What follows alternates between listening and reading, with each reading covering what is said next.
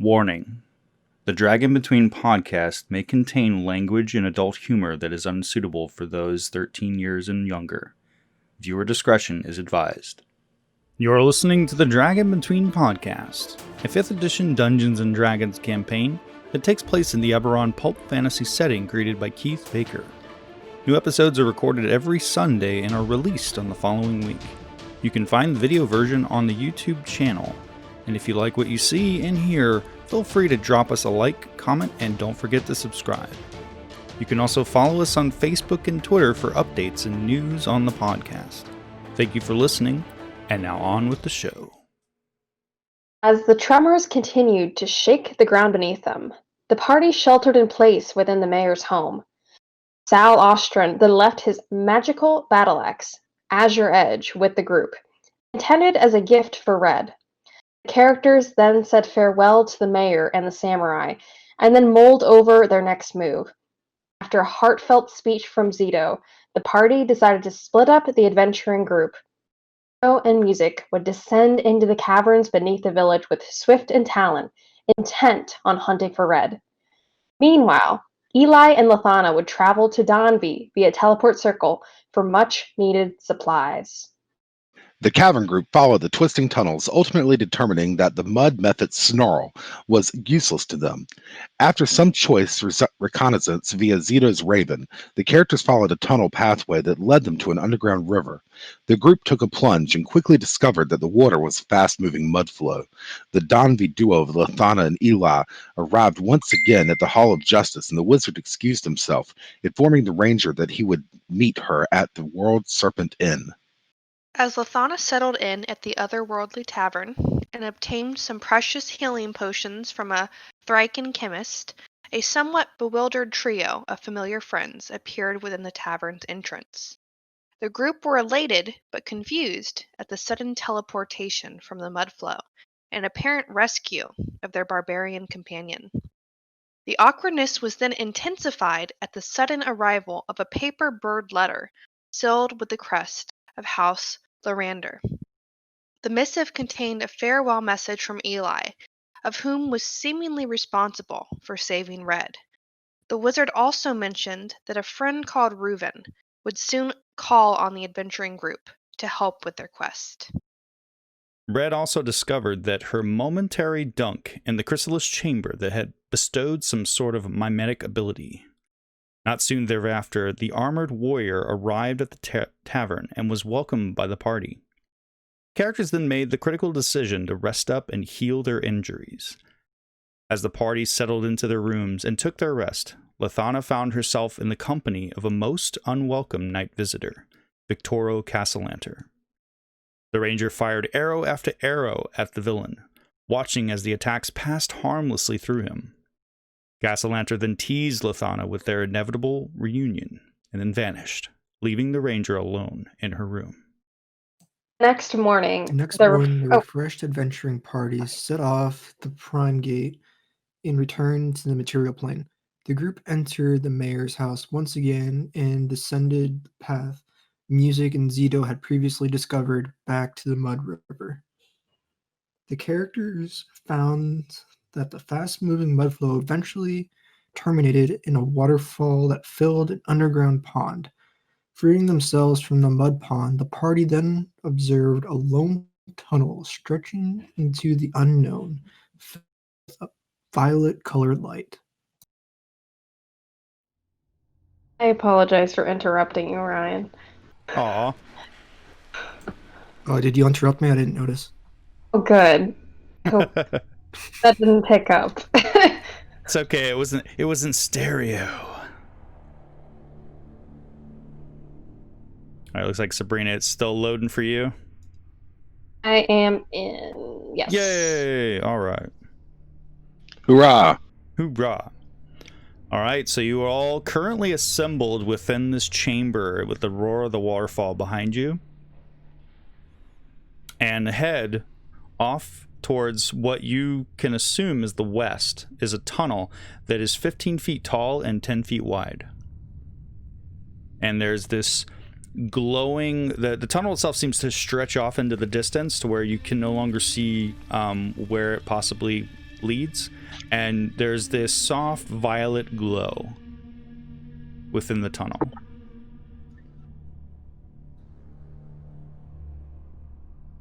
And let's see if I'm remembering. Kip, the mechanical dragon character built by Zito, and Music are currently within the portable hole, correct? Yes. Yes, and as soon as Zito lands, he will lay down the portable hull and let Music and Kip out. Okay.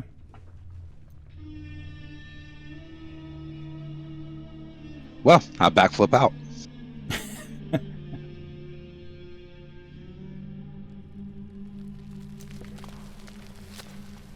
And Lathana, how are you on arrows right now?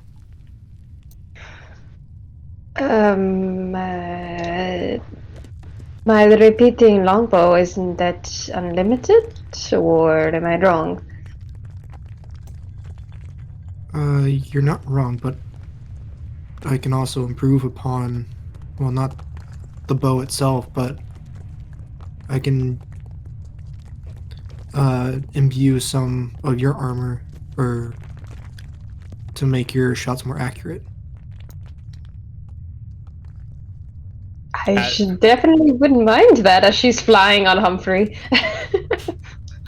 As you're all gathered within this chamber, you can all feel now those vibrations you felt up top, and even as you were traveling through the tunnels to the Mud River and down to this waterfall, it's intensifying now. Your legs are like numb from the vibrations in the earth.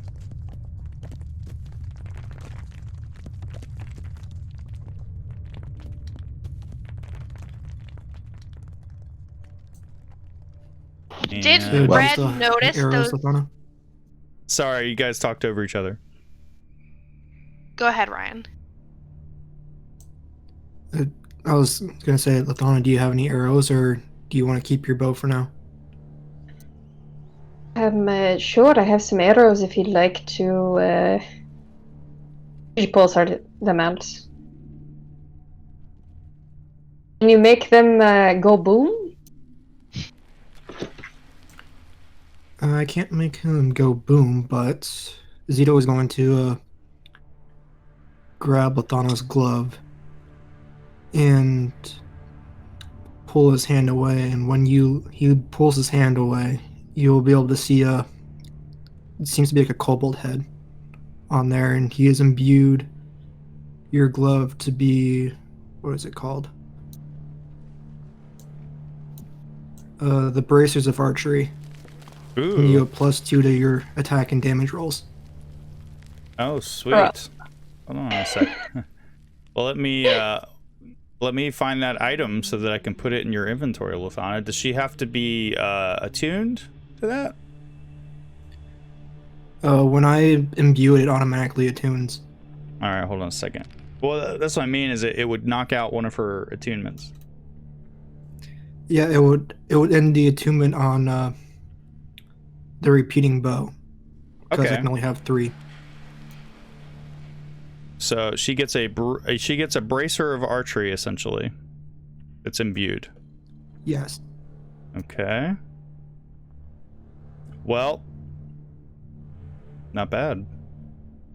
Let me just throw some of those in your inventory there, Lathana. Hey. So you no longer have your repeating longbow. That's gone. Okay. Easy though.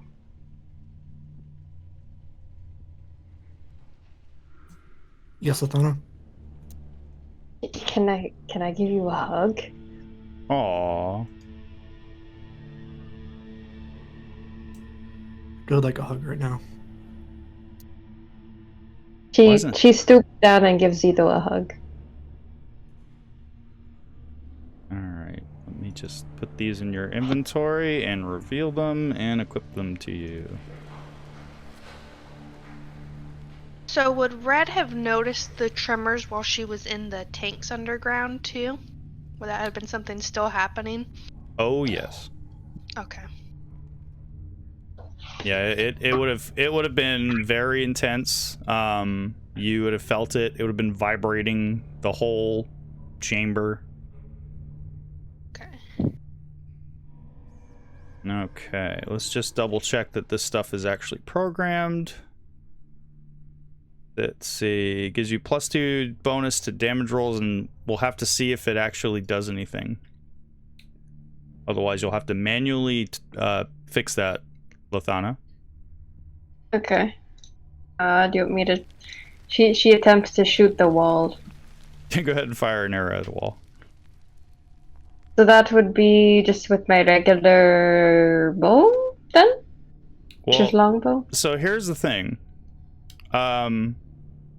Let's just see. Your vicious longbow doesn't require attunement, so you should be able to just fire with it and see what it does. D20. I think she already had a +8, but I could be wrong. Well, let's see what happens when I take it off.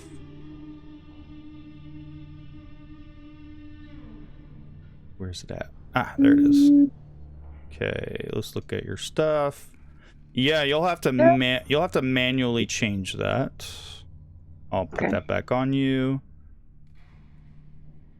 So yes, Red, that vibration, that violent vibration was going on the entire time that you were within that chrysalis chamber.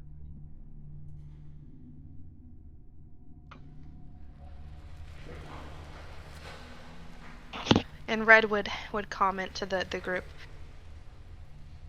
This one felt these tremors even in whatever depths they kept me.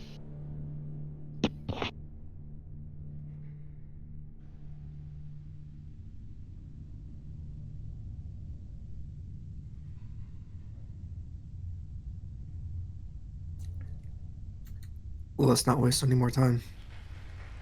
The only way we can go from here.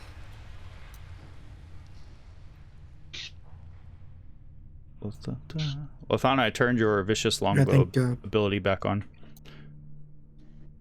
Okay.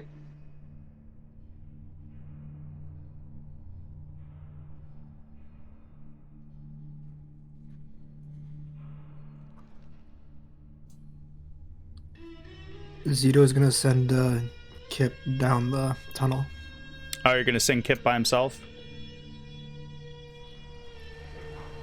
He's gonna send him out a push, maybe about like 50 feet ahead of us. Okay. Are you just sending him out to scout and come back, or? Yes. Okay.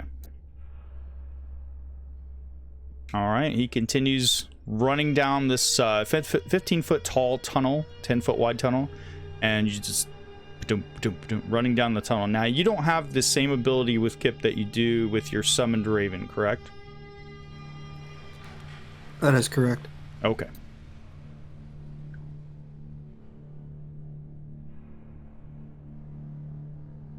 All right. Kip runs down the tunnel. Disappears off in the distance.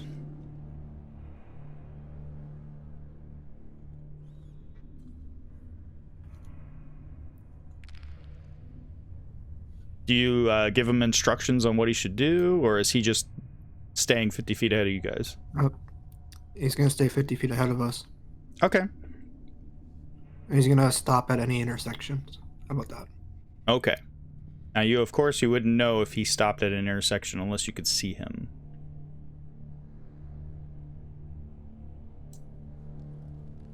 Well, if I have a dark vision of 60 feet, I should be able to see him 50 feet away. Well, there's dim light anyway, so you wouldn't be using your dark vision necessarily. Like the whole tunnel, from the mouth of the tunnel on until where you can no longer see anymore after you sent him, is filled with this soft violet colored light. And you can see that there are these crystals that are growing out of the edges of this tunnel, all over, just peppered along this tunnel, which seems to be emitting this light.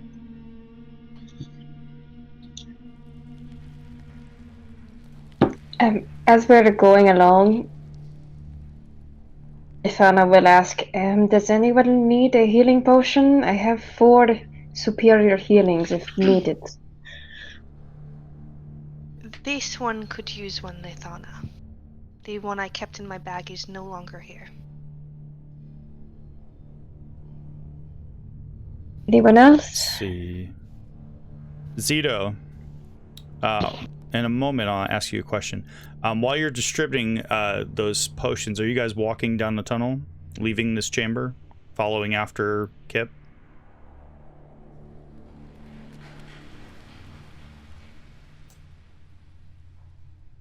I assume so. Sure. Yeah, why not? Okay, that's 3 yays. Sure. In that case, what is the current order for the party? Who's out front? Red would probably be not too Kip's far out behind front. Kip. Not too far behind Kip. Just she's the tough boy. Okay, so Kip, then Red.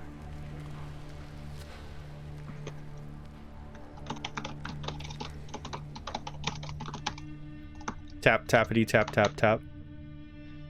Sorry. I'll go behind Red. Reuven will. Behind Red, okay. I'm going to settle in behind Reuben. Okay.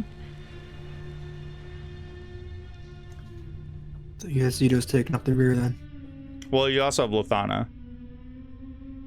So you can be behind Lithana if you want.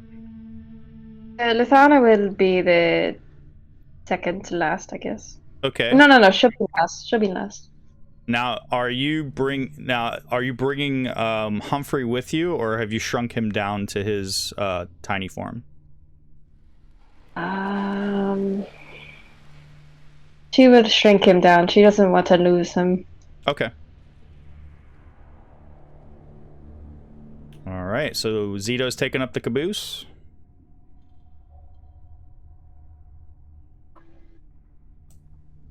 Yep, that's right. All right. Roll a d20 for me, Zito.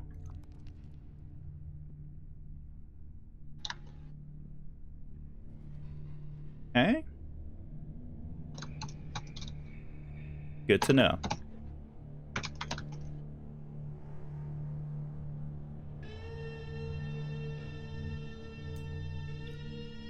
Do I need to add anything to that roll? Nope. Unfortunately not. Let's see. Roll a dexterity saving throw for Kip. You want me to give him some your sheet? He is in the Yes, please. Okay, he is in the combat tracker as well. But I will drop his sheet on you. Did that pop up for you? Yes, I can see it. Okay. And you said Yeah. dexterity saving throw? Dexterity saving throw. Okay. Haha. Let's see.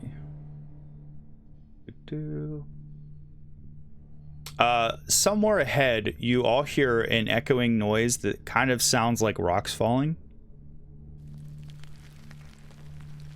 And as you catch up to where Kip was when it happened, you can now see that this tunnel is partially blocked by rubble. And Kip is standing at the head of it, right in front of you guys. It looks back in the direction of where you are now, seeing red, and it looks back towards this collapse. And it's like pawing at it right now.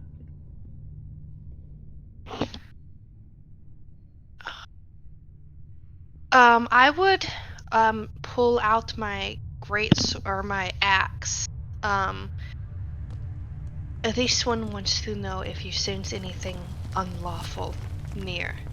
I know it can sense non-lawful creatures within 120 feet. Azure Edge, listening to you intently, now speaks and says, I sense things everywhere. Be cautious. And I turn back to the group. This one's axe knows that there are evil things nearby. We should be wary.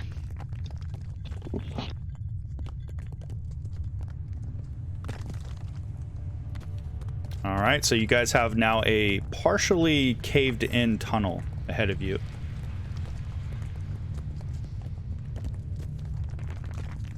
Seems like the very Is there room for us to head over? it's a bit tight, but you guys could crawl over it if you wanted to. It didn't fill it completely. It seems like Kip could have potentially been buried had he not been so dexterous.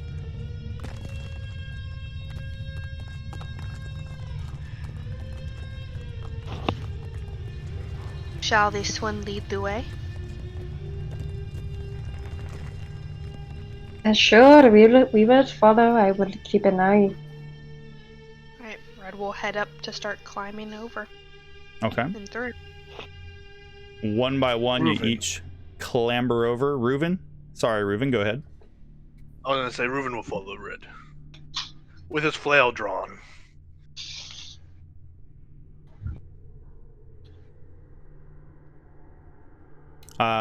So are you guys keeping the same order? Yeah, at least Okay. Red is. All right. Yes. What about Kip? Are you continuing to send him ahead, or is he traveling with you guys? Yeah, I'll continue to send them ahead. Okay.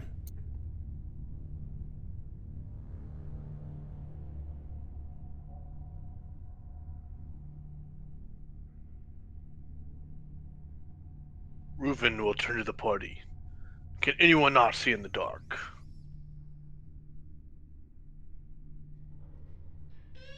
I can. I'm I fine. can see. Everyone here can see. Yes. But it's also not dark out. Let's see.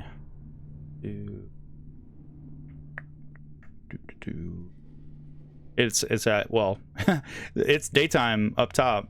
Down low, it's dim light with the purple haze. Purple haze. Purple haze, purple haze. All right, let's see. So after a while, you all hear this odd echoing sound.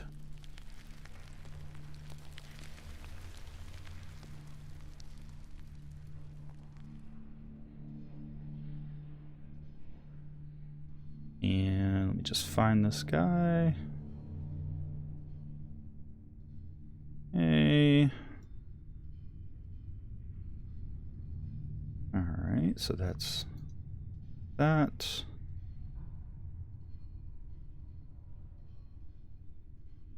Oh, crap. Okay, I didn't target him. Should have targeted him first. Whoops. So you all hear this, like, sort of like a pachoo noise. It's like a sound of, like, something, like, unyielding, like a clattering noise.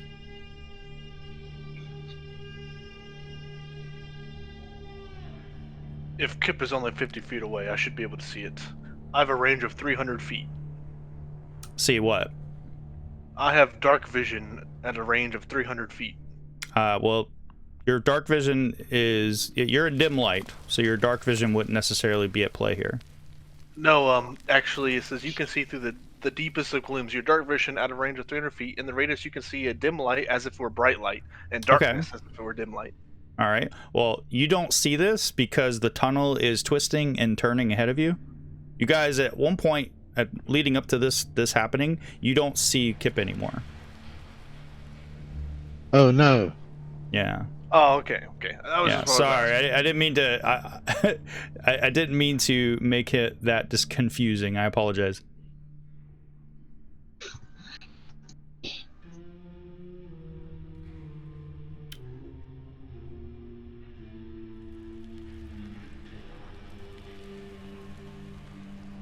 And for some reason, here we go. There we go. Now it's working. Okay, so you guys hear pachoo, pachoo, And if a robot dragon dog could yelp, it would be yelping right now.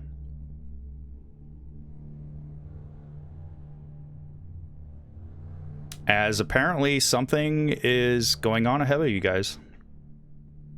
Around that twisting corner.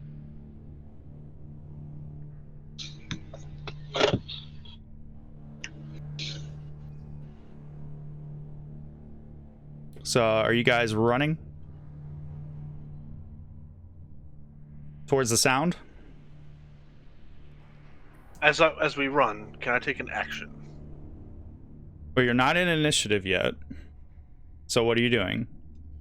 I would like to touch Red in front of me and give her advantage on initiative. She already has advantage on initiative because of her abilities. Oh, never mind then. I will touch myself. As weird as that sounds. I will touch myself.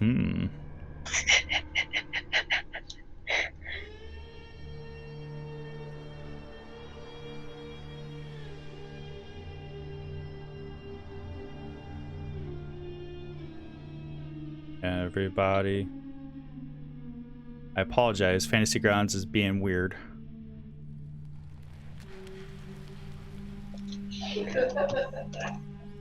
Wow, that's pretty funny.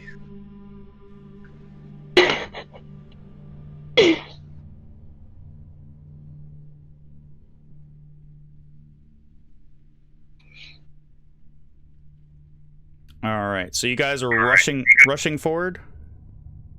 Yes.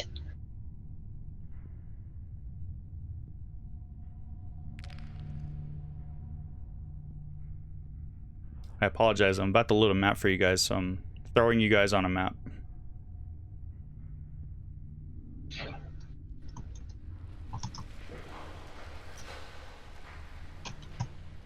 So as you're all rushing up towards the sound of what just happened, you guys may all roll initiative now.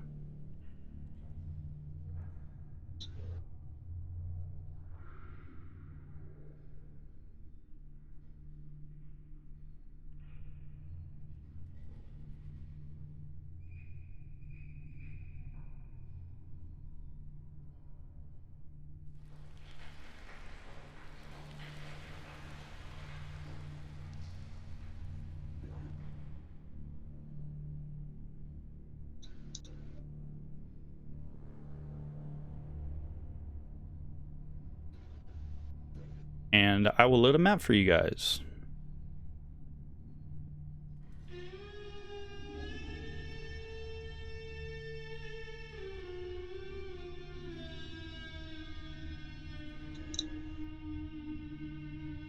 As soon as Fantasy Grounds decides it wants to load it.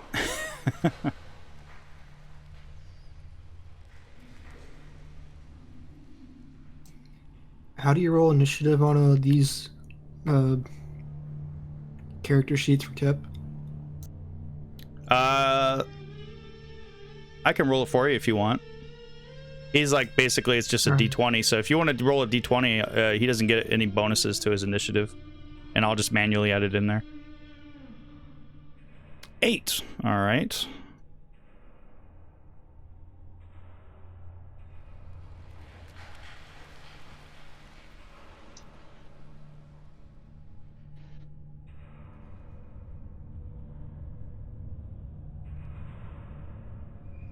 Hopefully this map doesn't crash Fantasy Grounds, y'all. Come on, Fantasy Grounds, you can do it. Yay. Believe in you. All right, map coming in, guys. Coming in hot.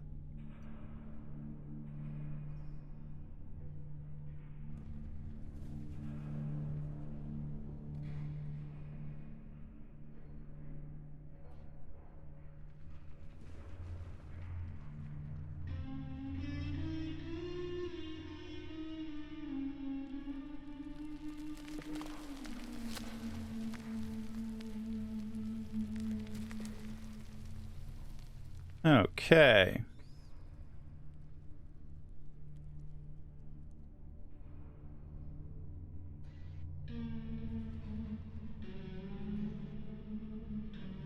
Guys, can you all see that? Yes. Yes. Okay. Oh, there it is.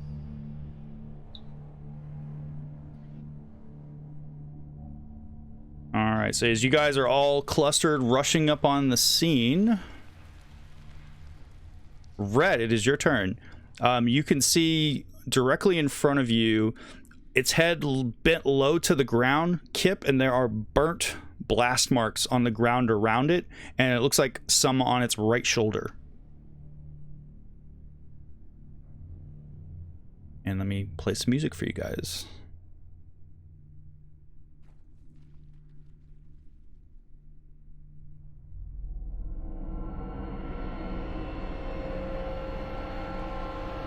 I suppose I should make all the NPCs visible, right? Has music gone already? Is music first? Oh, I'm sorry. I didn't realize that. I thought I was looking at the correct initiative order. I apologize. No worries. It is music's turn, not your turn. I apologize. It's okay. I'm still trying to get my map to act right. Okay. There it goes. It finally centered on me. Okay, good.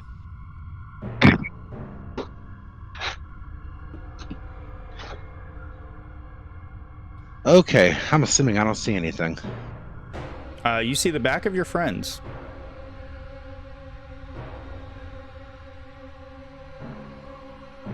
Like ahead of you, you can see Kip with his head down, lowing, like making a snarling noise, like he's going to get ready to rush forward. Yeah, I'm trying to move, but I can't do anything. Oh, that's because I have it locked. I have to approve your move for you. Yeah, I'm trying to show where I want to move, and it won't let me do that either. That's weird.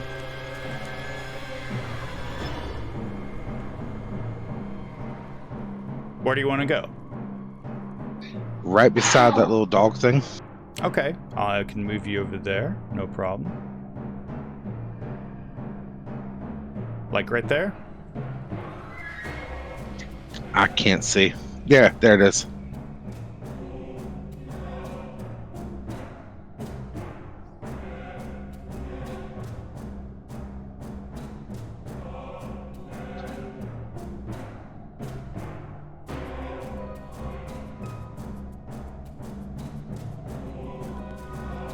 That'll be the end of my turn. Are you just going to stay right there? Yeah. Okay. I can't see. Is there anything that I can see yet? Because, I mean, it's not showing me anything on the map yet. Yeah, it's because of the field of vision.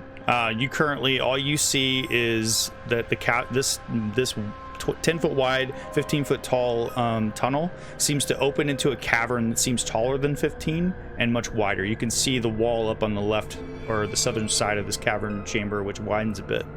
But you don't see anything yet. Yeah, I couldn't tell if it was waiting to reveal something or not because, like I said, the map is moving extremely, extremely slowly for some reason. It's probably because it's so big. I'm sorry. Yeah, nothing else is doing it. It's just the map. It's like when I try to move anything on the map, it's like it stutters. All right.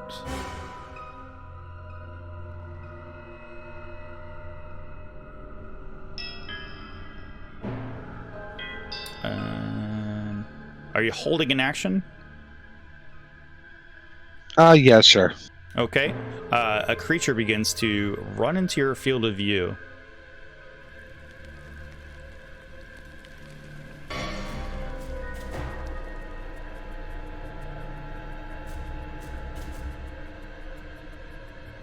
And once it gets in within your view, you can take your held action if you like. What action were you holding?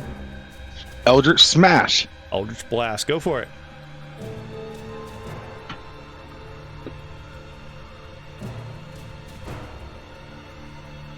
Once again, Jeremy, I apologize. I'm trying to. It's okay.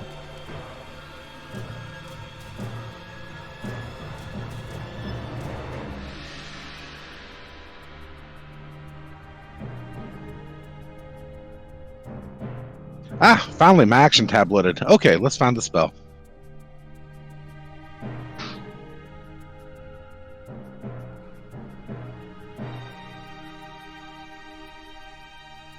That's it. A 19 definitely hits with your Eldritch Blast. As you deal 8 force damage to the creature. And for some reason, Lathana is rolling initiative again. Sorry. Don't worry about that. Now, if I'm not mistaken, you don't get to take multiple attacks on a held action, just so you know. The Eldritch Blast, one spell fires 2 bolts. Okay, just want to make sure. Okay. Yep, that's it. As you see this gangly-looking quadruped, looks like a lizard with a big bulbous neck and is rushing towards you all. And after it takes that attack,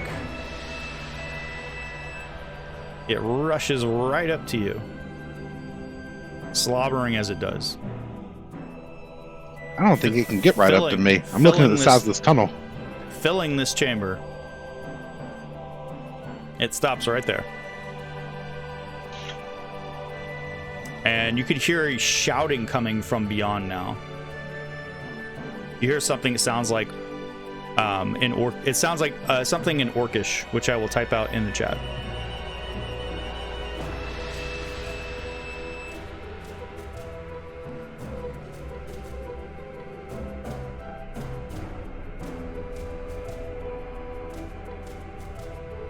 And let's see.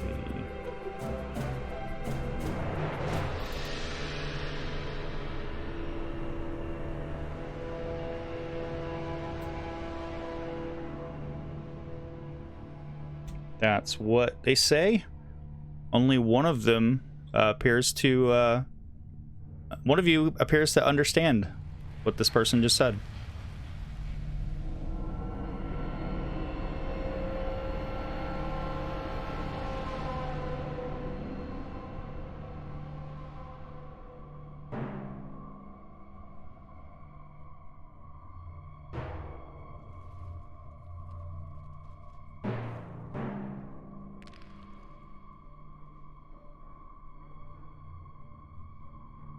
Yeah, the map's acting up for me too, you guys. Red would call out. They know that there's more.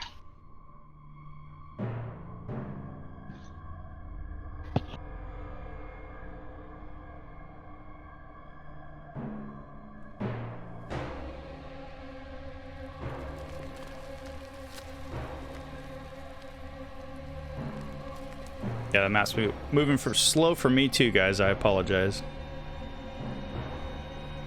It's okay. First times.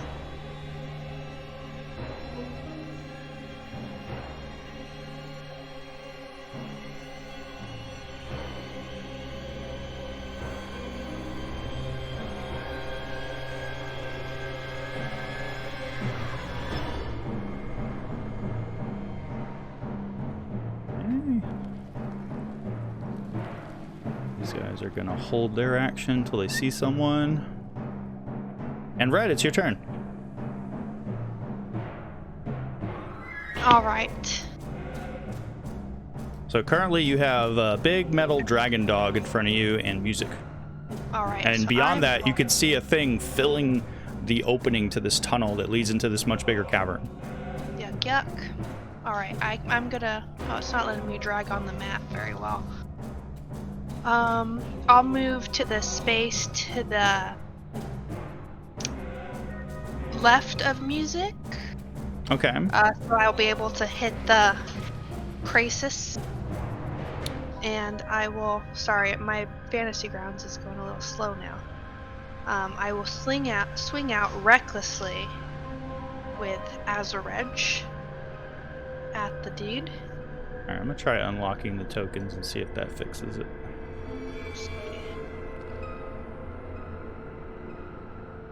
See if it works. Yeah, when I tried to move, it just popped up a big white circle around me and then stopped. That's what happened with me too. That's weird. There we go. So yeah, I'm able to move myself. So I'll move over there. Okay. And I'll attack recklessly with Azarej. Okay. And that is definitely a hit. 19 hits. For the first one.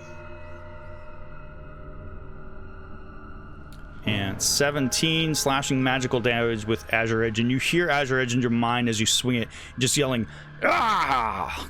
Like this triumphant yell in your head. And I'll try to hit him again. That's a hit. A 20 definitely hits. As you deal 16 slashing magical damage to the creature.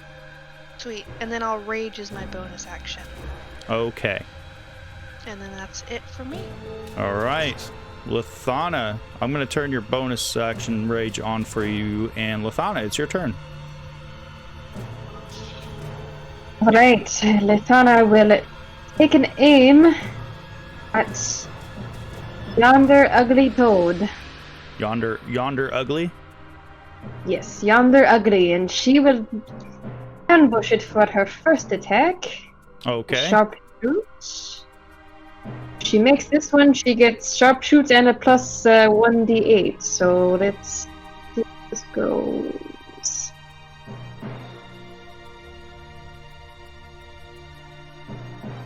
That's a miss.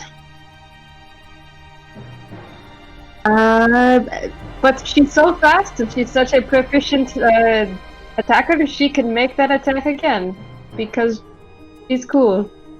Yeah. Do it, cool guy. Still has 2 more attacks. Yes. That's a hit. A 17 definitely hits with your vicious longbow. That's 21 piercing magical damage with your vicious longbow. Plus 3.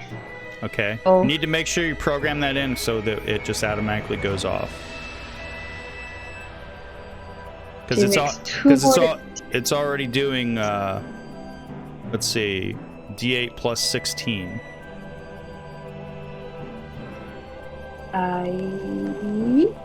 Let's see.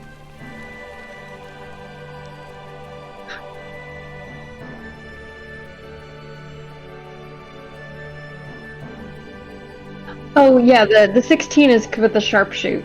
Okay. Plus 10. So yeah, we need to program that in so that it goes off automatically. That way we're not constantly having to do math. Stop and do math. What more damage was that? Let's just, that was 3, correct? Just 3 more damage. Yes, 3 more damage. Gotcha. Okay. That's Alright. just a regular attack. That's 8 more damage. And 1 more sharp. Nope. That is a miss. And, she will survey her surroundings and end her turn. Okay.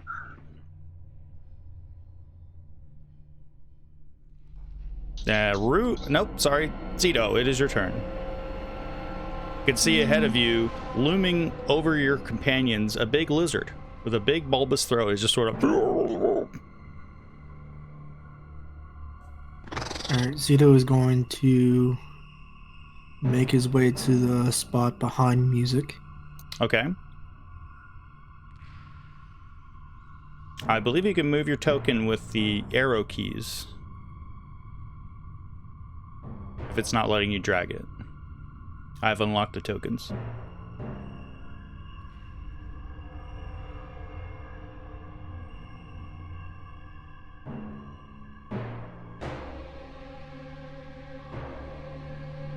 Here we go. Okay. Alright, and let's see, can I see him?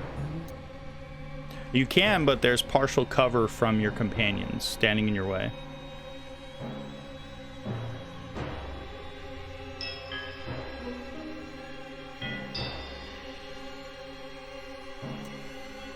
Alright, well, Zito is going to pull out his wand and we'll give it a shot. Okay. He's gonna cast poison spray on this creature. You will hit your friends. Poison spray is a cone That's the attack. target spell. What's that?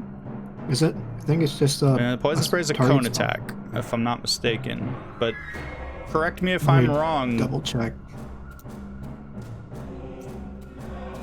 It's a cantrip. It shouldn't be a cone attack.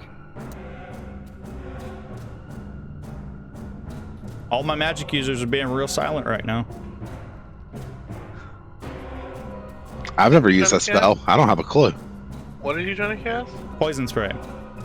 Poison spray. I've never used that spell. All right. Well, somebody No, needs it's to not look a that up. Come on, there's 6 of us here. We need to help each other out. I can't. Yeah, I'm it's a afraid creature Fantasy you can Grounds see will crash if I within do. range. So Let's It see. says you send your hand toward a creature you see within range and project a puff of noxious Yep, gas. it's a from your cone. palm. Self 60-foot cone. It's a cone attack, so you're gonna hit all your friends. yeah, it's a range of 10 feet. Poison spray. Oh, sorry, I'm looking at prismatic spray. I apologize. Well, in that case, go ahead and take your Real quick. attack. Jeremy, what's the map name again? Titan's Rest. Thank you. I saw that it kicked you out. I apologize. No, I kicked myself out when I was closing out And- stuff on my computer. It says that I'm going into kit space to cast this spell because I'm a little too far back, but I'll just step back after I cast the spell.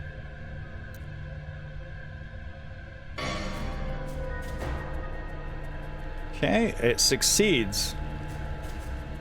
So it takes no Alright, damage. so nothing happens. Okay. So this, as you And I'm extend your hand out with your wand and a puff, it begins to well up and create this this sort of a ball of gas, and it just sort of goes up towards the ceiling. Alright, I'll step back and have my turn.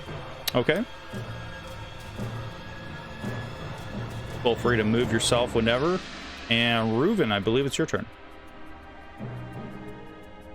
Whenever Fantasy Grounds decides to cooperate. Hey, it looks like you moved.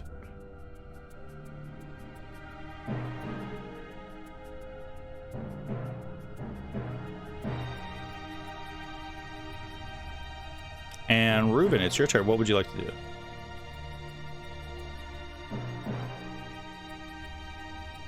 Can I see the creature again anywhere near it with all my friends milling?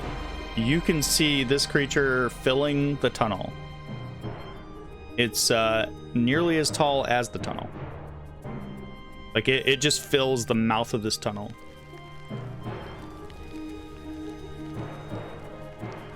Alright, I'm gonna move up to behind music. Okay. Gonna let me.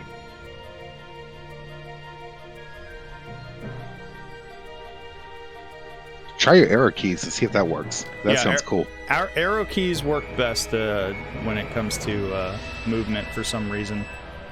I'm not Okay. sure why. I'm not sure why the movement wasn't working. Okay, now you're on top of music. It's like really slow, so I apologize. Okay. Guys, I don't mean to interrupt, but I've restarted my Fantasy Grounds just now, and the map is running perfect for me now that I've restarted. For some reason, when it loaded in the first time, it maxed out my system memory, and after the restart, it's behaving properly now. Well, after this combat, if you guys want to do that, restart, or you can restart during the combat, whichever is easiest for you. I'll restart after my turn. Okay. Can I see the creature at least? Yeah, you can see it. It's looming large, just beyond the Warforged music, and of course beyond Kip and Red. But you can see him. I'm gonna cast Toll of the Dead. Okay. Oh, my bad. All right.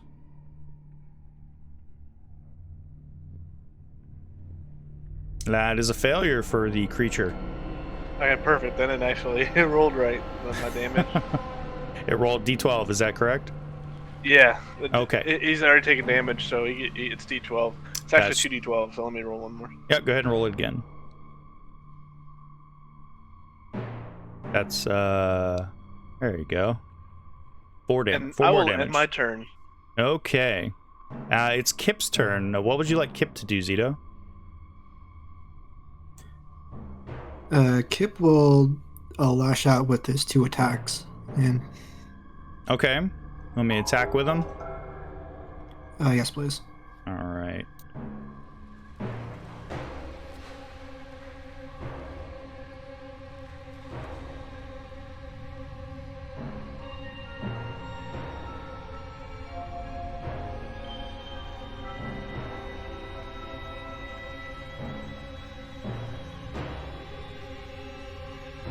There we go.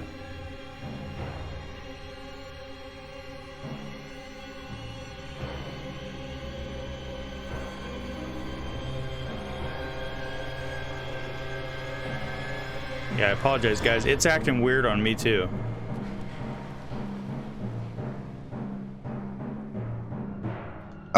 Just to let you know, when I zoom out and actually increase the line of sight checks, that's when I start running into memory issues. I think it's because it's checking everybody so hard right now in this combined space. Once we reveal more of the map, it should start behaving better.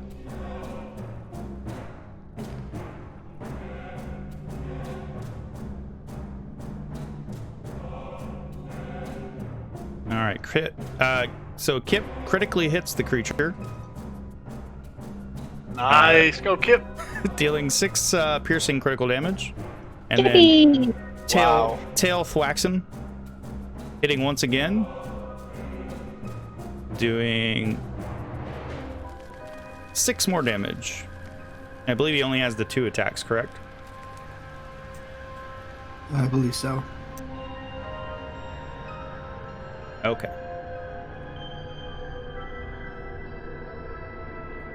In that case,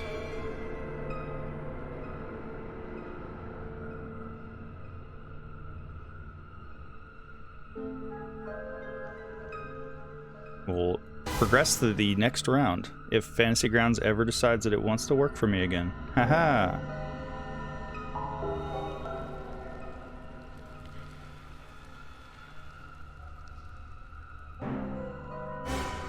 Hey, Jeremy, I'm free all this week if you want to sit there and test some of these effects for performance. Music, it's your turn. Woohoo! Honestly, I think it's just bugs from, Fantasy Grounds Unity. It's a good possibility. Yeah. Yep, it's your turn once again. All right. I want to cast something, but I'm trying to decide what it is. Okay.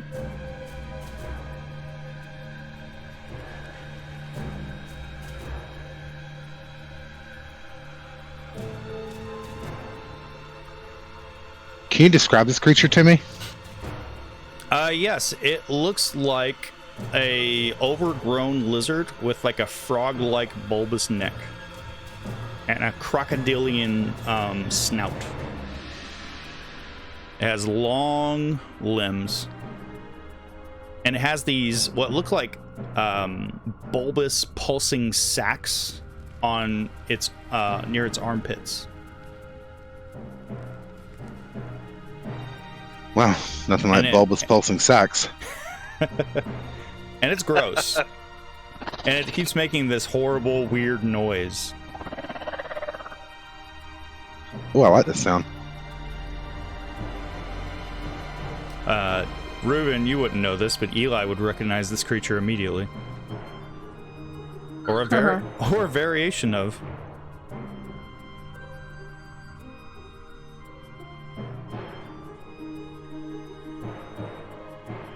And you also before the beginning of this round music, all of you heard someone yelling in Orcish, continuing to yell in Orcish, which I will type if Red wants to translate, or if you just want to translate, hey, that's a success. Red, would you translate immediately or on your turn? Yeah. You just hear go and tell the prophet. Oh, that fucker. Sorry, language. Gonna get us age gated on YouTube like I give a shit. fuck YouTube. And it's your turn, Red. So I do teach with that dirty mouth. Uh-huh. Okay. Alright, I'm gonna recklessly attack this guy. Go for it. Come on, load. Alright, you sucker. Recklessly. Oh, wait, that's freaking crit! It's a crit! Load. Loading. We'll call this session loading. That was a critical Loading hit. damage. That was a 32, guys. Whoa. Impressive. So you watch as this thing's claws up. You could see like something dripping from the tips of the claws as it was getting ready to slash at you, and you cut one of its wrists off of his left arm, and then cut into the bulbous gas of its throat, and it just sort of, and then it collapses, dead. This one heard them speak of the prophet who took me. We should hurry.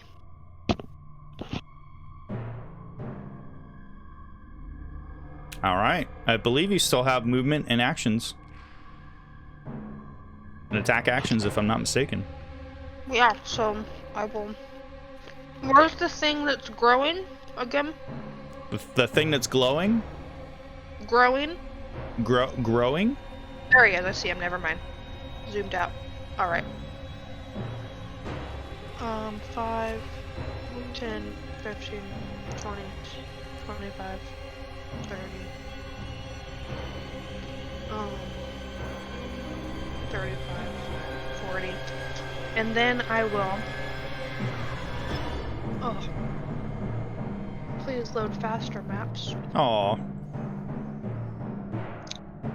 Alright, I will use a charge on Azaredge to throw him. Go for or it. hurl him at Shock Trooper number 1. Bring me Thanos. Copyright Disney.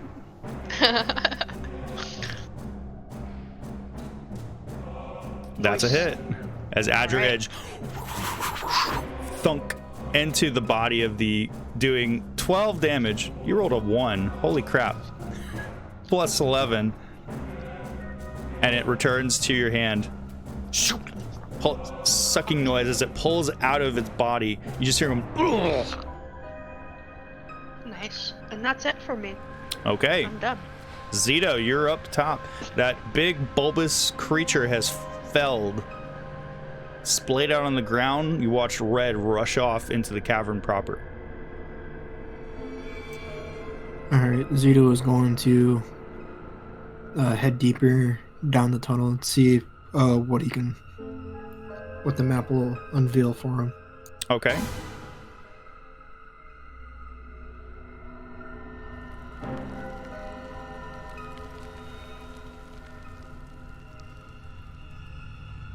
If it'll ever load.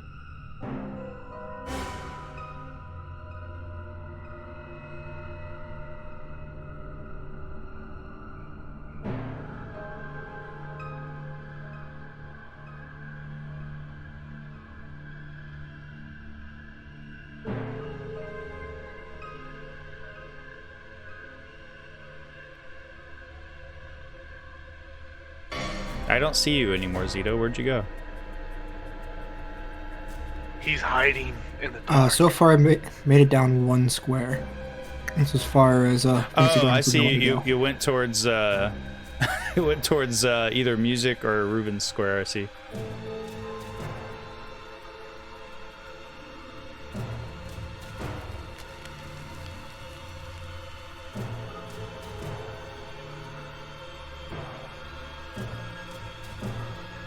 My maps are too powerful. It's not letting me move anymore.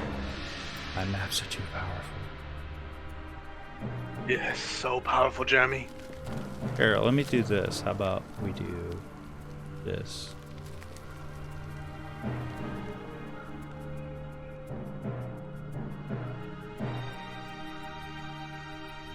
I manually moved you in front of Kip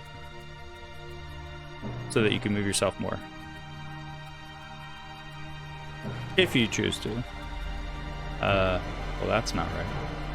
You gotta remember, Shockwave is way more powerful than someone's Dell. Yeah. Well, even I'm having problems. Okay, there we go. Oh, really? Dang. Yeah, again, I think it has everything to do with the Unity platform. Right, probably. If you're having problems, then it's probably definitely Unity. I mean, you have to. This map has a lot going on it, so I may have to delete some things. Can you move it down one more square? You want to move down? Yeah. This.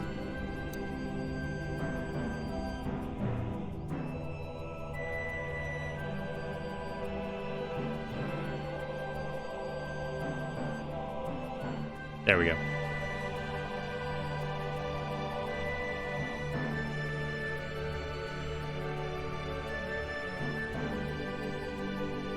Okay. Alright, and after seeing Shock Trooper number 1, Zito is going to cast Firebolt at him. Go for it. And you can see that beyond them, you can see two more individuals that are seem to be armed with rifles of some sort, and they're standing just behind these two large, rough-hewn stone statues that have tentacles dripping where their faces should be. Your firebolt attack, unfortunately, is a miss. Alright, and as a reaction, Zito is going to activate his... what's it called again? His Pokeball? Boots of the Winding Path. Oh, okay. And teleport himself back up between on the upper side of Kip and Music. Okay. I'm just gonna try and lock the tokens again and see if you can like move your... See if it lets you tell me. Hey, look, it's working. Alright, yeah, it's working now. Maybe that's what it was. Alright, is that the end of your turn? Yes, that's the end of my turn. Eventually, he will mambo over to that spot. Alright. Let's see. Okay. Using his bonus action of aggressive,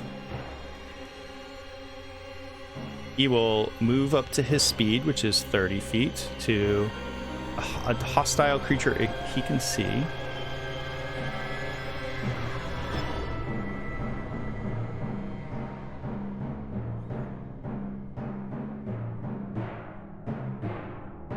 If this ever works.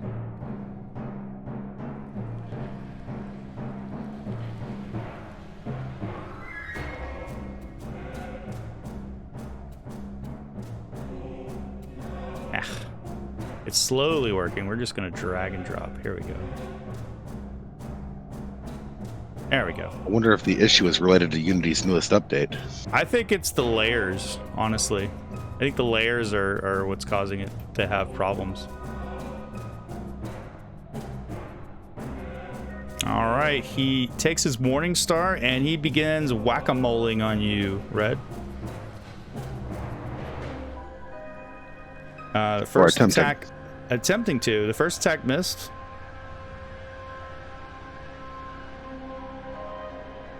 And the second attack hits. And he deals 11 damage, reduced down to 5. And Lathana, you're up. The big lizard creature is dead. You no longer see it filling the tunnel. You can see beyond the this cavernous tunnel stretches on and opens up. Anna sees the shark trooper fighting her friend Red. And she will aim an arrow with her beautiful archery gloves, and she will sharpshoot it. That's a miss. But she will recover and immediately shoot again. Okay. That is also a miss. It's a shame you can't keep doing that over and over again, huh? Yeah. Well, come on, try it one more time. Oh, that was almost a critical hit. I know. As you deal 23 piercing magical damage with your vicious longbow. She will move forward a bit. I don't know if she can move, but Whoa, that's weird. So move up right behind Kip and then end her turn. All right.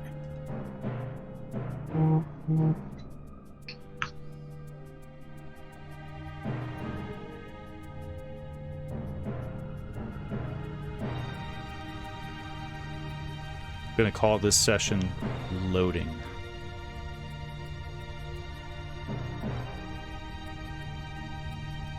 All right.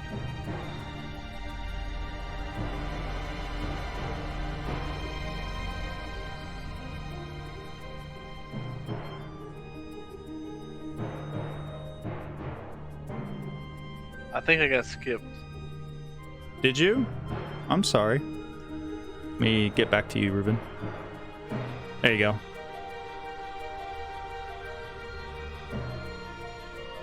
With all my friends in my way, can I get by them? Yeah, you can move through a friendly character space as long as you don't end your turn on top of someone. Oh, okay, perfect. Then I'm double moving to red. Double moving.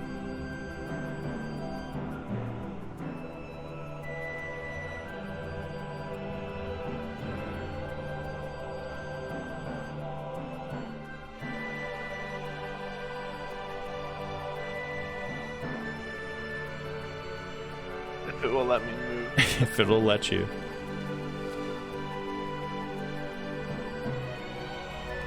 Where would you like to be? I'll move you for. Move me for next you. to red. To her right or to her left? Right below her. Right below her. So to her left. Yeah, sorry. I didn't know which way you were that's going. okay. Referring, you know? Thank you, Jeremy.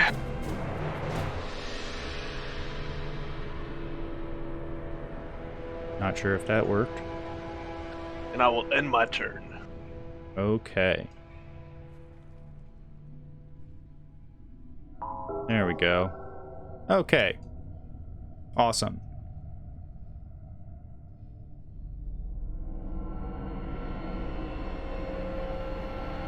Okay, as soon as you rush up next to your newfound companion, Red, you hear a noise as a rifle is fired at you.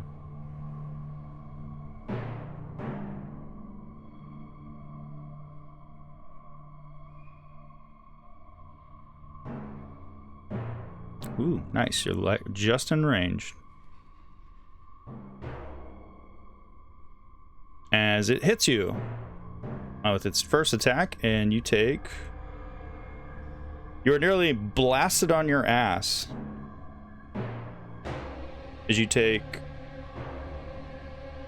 18 radiant damage, which you should be resistant to. It seems to be you're not. Yes, I'm resistant to radiant. Yeah, it's not programmed in correctly, so I gotta fix that, and we'll say that it's half of that, so 9 damage if you want to reduce that down for me manually. I would love to, Jeremy. Alright.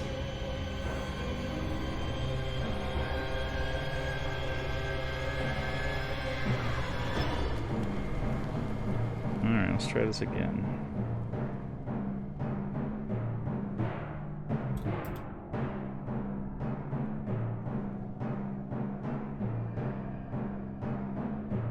Okay. Well, he's going to try to fire at you again.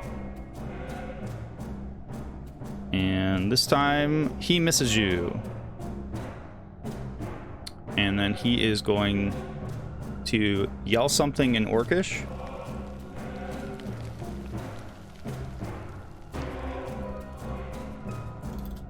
Which I should just yell out in Common, because, you know, Red's gonna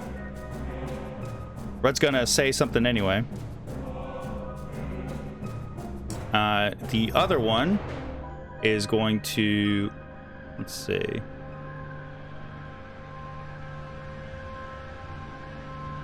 Rushes down away from you all, disappearing down a tunnel.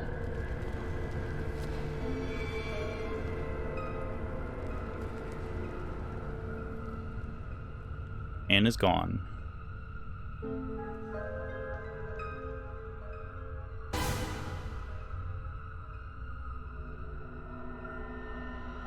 Not on my map. She's right there. Oh, you can still see it? I can still see red. No, not red. The Pathfinder. Can you see it? Oh, no. Okay. All right. Well, yeah. He ran away. Like a bitch. Like a bitch.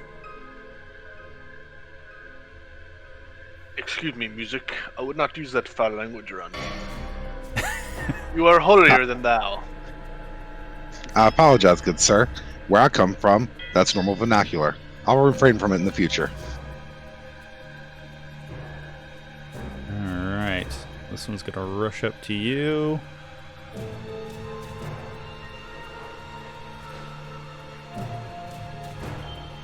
Don't worry, music. You can confess your sins later.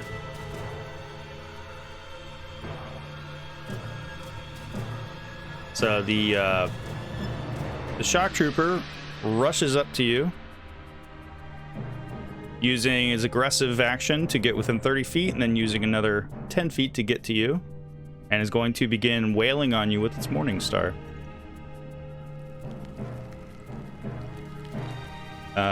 Missing somehow.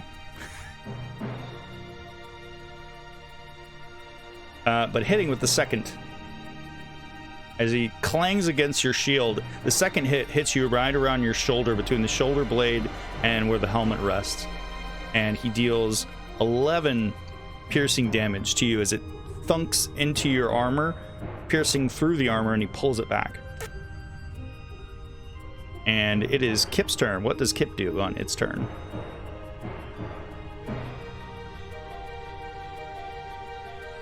I didn't give Kip any orders, so he's not going to do anything. He's going to stay by my side. Not going to do anything? All right. I'll say he's going to hold his action to follow wherever I go. All right, well, it's a new turn. It's Lathana's turn.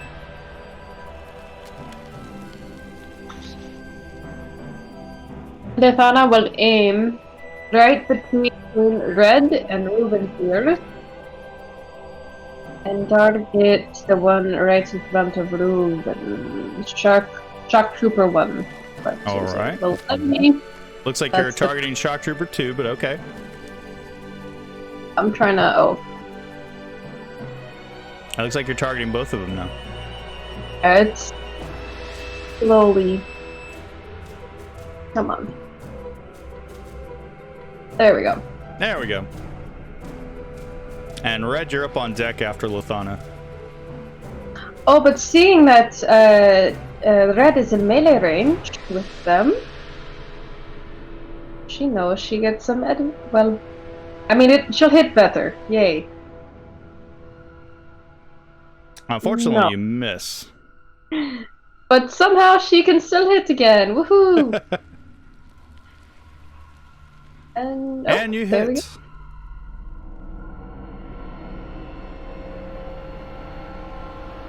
As you deal 11 piercing magical damage to Shock Trooper 1.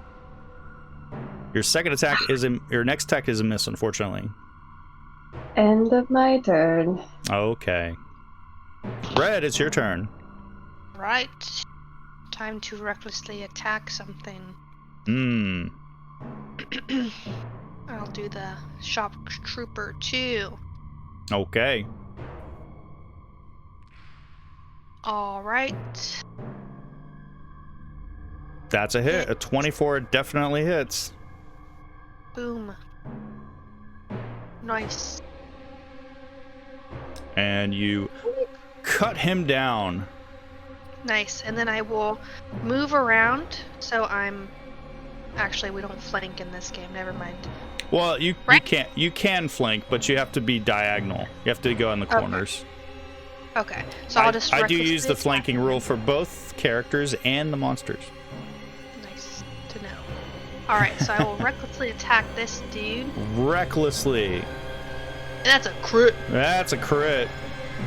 Woo! That's 2 crits from you, isn't it? Boop, boop. Yeah. If only I had my Soul Stealer sword. As you cut the first orc down and spin around, and split the other one, cutting him right in the middle of his chest, and his stone armor explodes into just pebbles, and he falls very dead. And I will start running 40 feet towards where the guy fled. So I'll move there.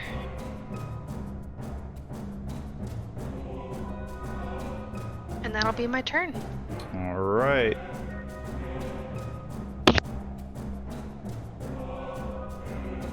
And as you're running forward, you can see a guy kneeling down on one knee, one leg up, and he's aiming a rifle right at you.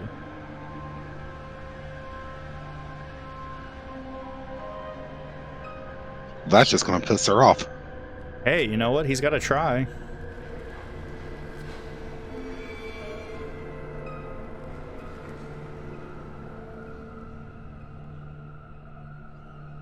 If he rolls a 1 on his attack, you say the red bit the bullet with her teeth and spit it out. That'd be funny, wouldn't it? Yeah.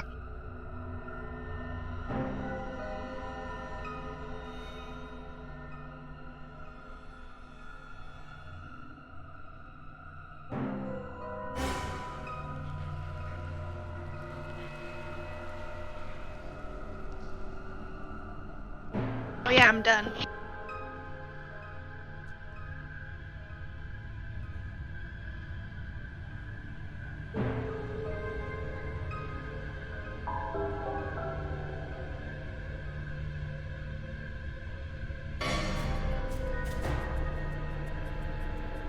Gosh. I'm just watching you move in slow motion on my map. It's hilarious.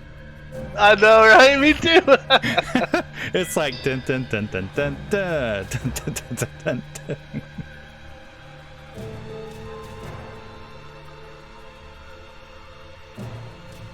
Okay. All right. Now he's gonna attack you. Let's see if he actually does anything.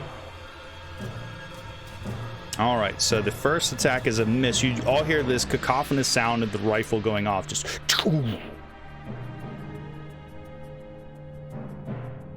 And the second attack is also a miss. And he's now fumbling with something on the weapon and cursing, yelling something that sounds like shit in Orcish.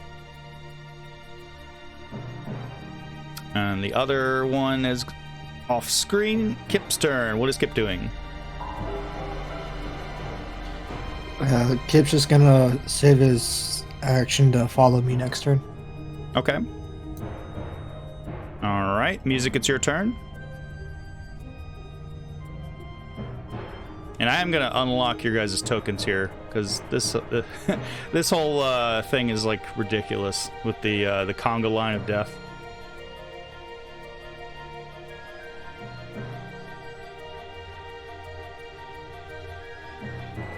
Matter of fact, I'm gonna do it right after you take your movement. You're moving there, music? I think so. Where's there? Right next to Reuben. Yes, that was where I aimed. All right. So you'll conga line over to Reuben. Is that all you're doing on your turn? I will hold my action in case there's anything I need to shoot. What's your I believe that's 40 feet. What's your movement? 40 feet. Okay.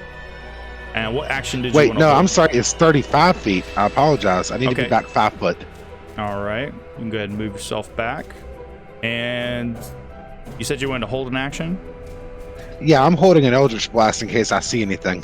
Okay. You see a guy in the distance. Looks like he's loading a rifle. Okay, let me see how far he is from me, because I may not need to hold that action. I may just shoot him. But I need to wait for my character to stop moving so I can adjust my map and see if he's really there. Yeah, I'm just going to unlock the tokens again.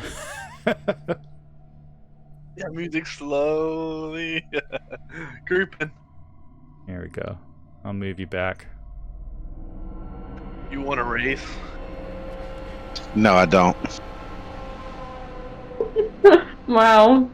There we go.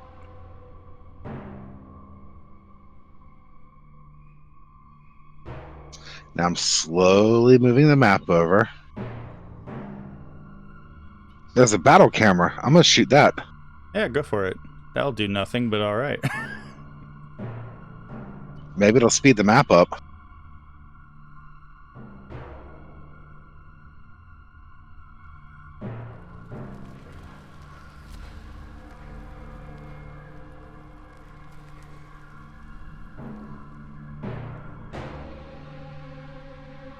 That's 85 foot between me and him. Yep. Yeah, he's getting shot. Go for it. And Zito, you're up after music. Don't shoot at my friend. That's a hit. 26 hits. As you deal 8 force damage to the armored orc carrying the firearm.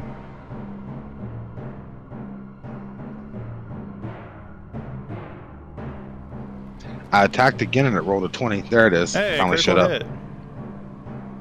That's a crit hit. Hey, That's 6 damage, critical hit. And now I end my turn. Okay. Zito. Alright, Zito is gonna go. Excuse me. Zito's gonna go regroup with his music and Ryan. Or not Ryan. You're Ryan. Reuben. Reuven.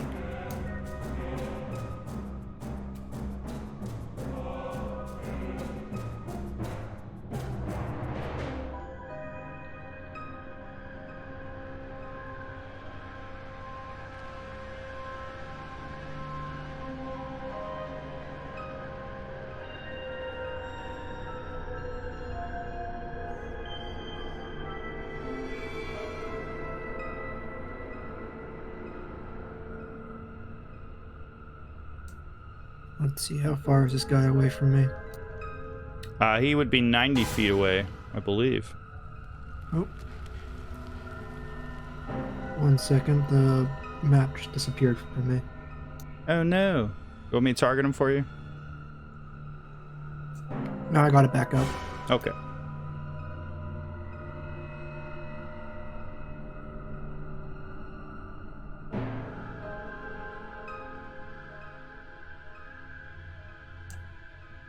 See, am I targeting him yet? You don't appear to be.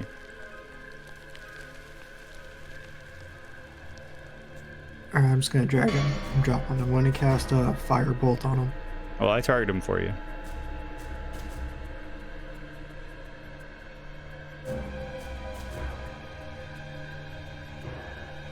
Zito, as you rush forth and you outstretch your arm like you're throwing a softball. And that is unfortunately a miss. A 16 does not connect.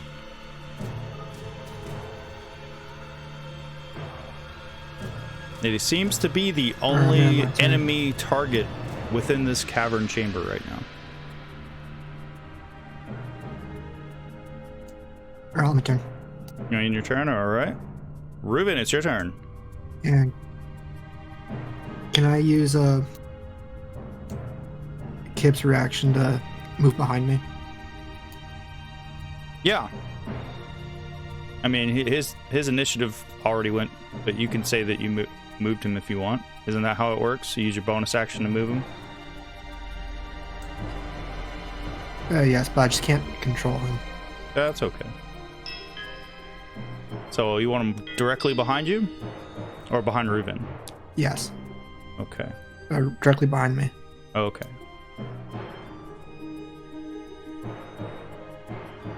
Alright.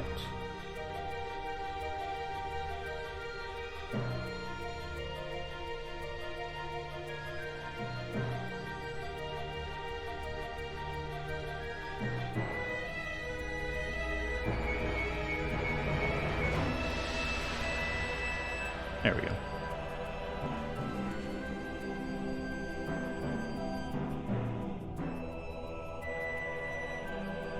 Reuven will double move Okay. and end his turn. Charge. All right. That's the end of your turn? Yes, it is. All right. It is Music's turn. Music, there only seems to be one individual in this chamber. Red has yelled out to you that the orcs were communicating in Orcish, saying that there were more of you, apparently, whatever that means, and then telling someone to run, go, get out of here.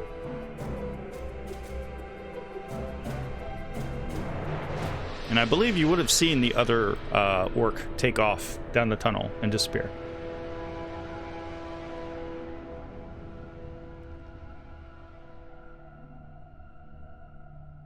And that is a successful hit. 26 definitely hits as you deal 10 force damage with your Eldritch Blast.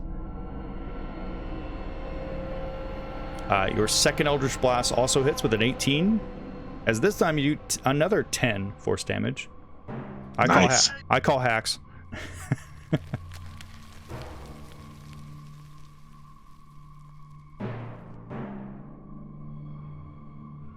Is that the end of your turn?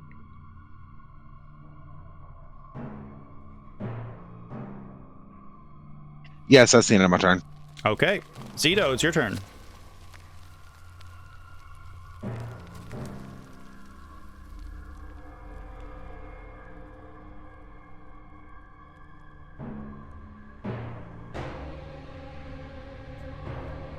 Alright, Zito is going to move up next to Music. Okay.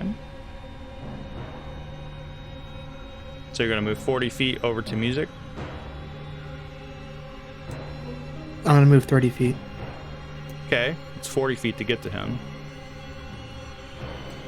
I'm moving closer to Music. Oh, okay. Gotcha.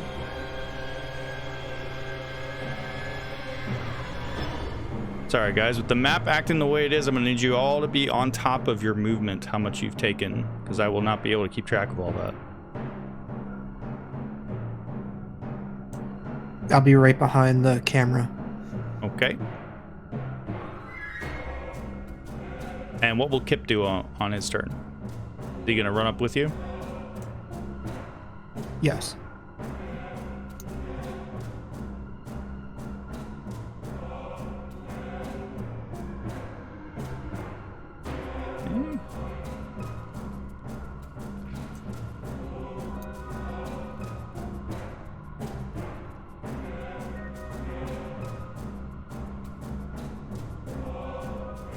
There you go. Does that work for you?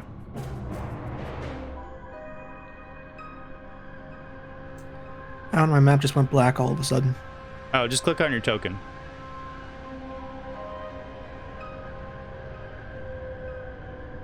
Okay, there we go. That's hilarious because on the other map it just shows an empty circle because your token's not working.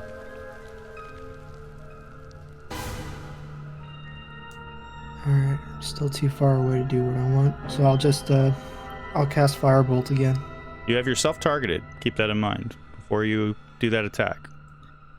Yep, I meant to cast Firebolt on myself, Jeremy. Well, I just want to make sure.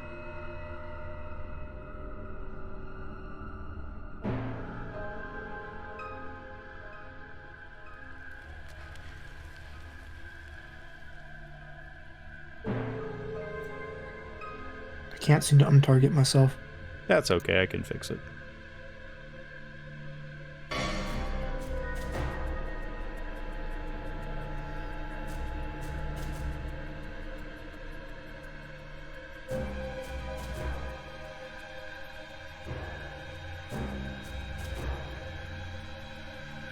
Oh boy. Man, if this keeps acting up like this, I might have to switch you guys back over to regular Fantasy Grounds.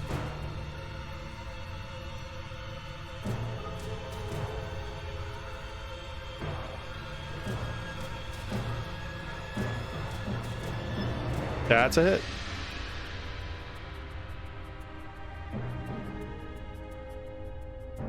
As you blast him with 19 fire damage. And he falls dead to the ground. His rifle flying away from his body. And you all are out of combat.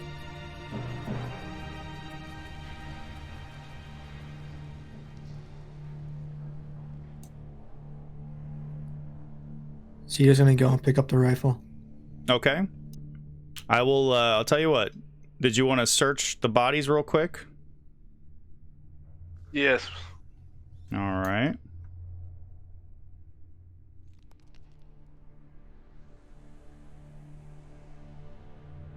All right, Zito, I will just go ahead and throw this into the party inventory. You found the rifle.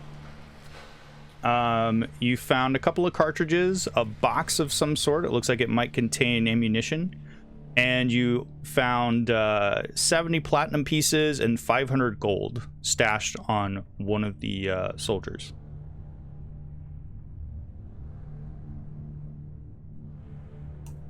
All right, I'll take all the money and put it in the put it in the Yeah, bag I moved everything bag into the party sheet, so you can pull the items out if you wish. Okay.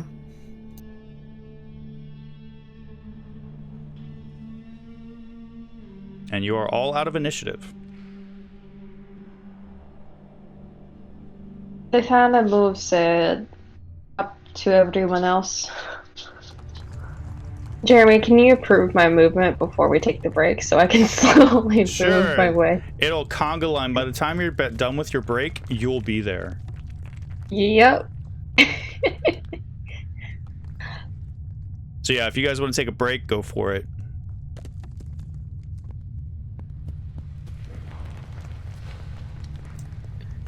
And how many strange bullets did you say that I had? Let's see. It should say in the box, actually.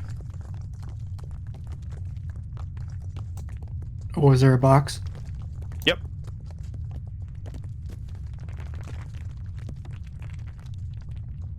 Yep, there's a box and there were two cartridges.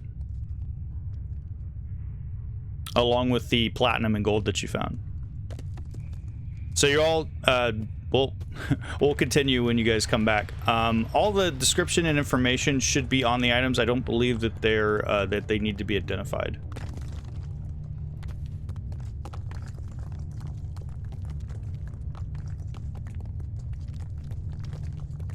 Just watch as Zito picks up the Dragon Shard rifle, like in Guardians of the Galaxy. The raccoon picks it up and he's like, "Oh yeah." Nice. This is a taste of what Zito was trying to build.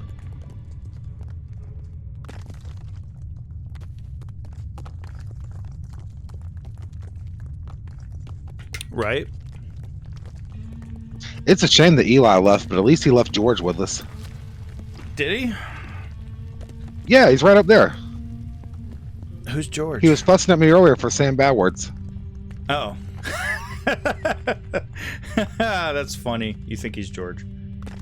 Yeah, Eli built a cleric. It's cool. Wouldn't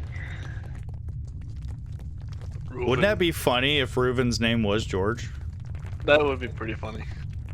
I should have done that just because. Just for ha-has. George the cleric, Warforged. All right. Eli discovered the secret to making Warforged and then disappeared from existence.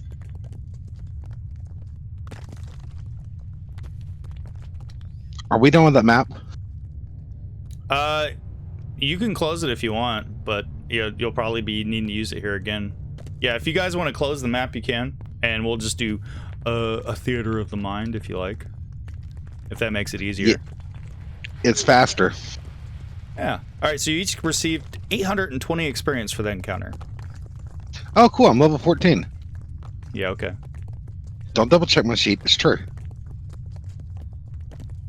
I can see it all in front of me, music. Oh, it wasn't a bad try. No worries. So far you guys have delved into this cavern called the Titan's Rest.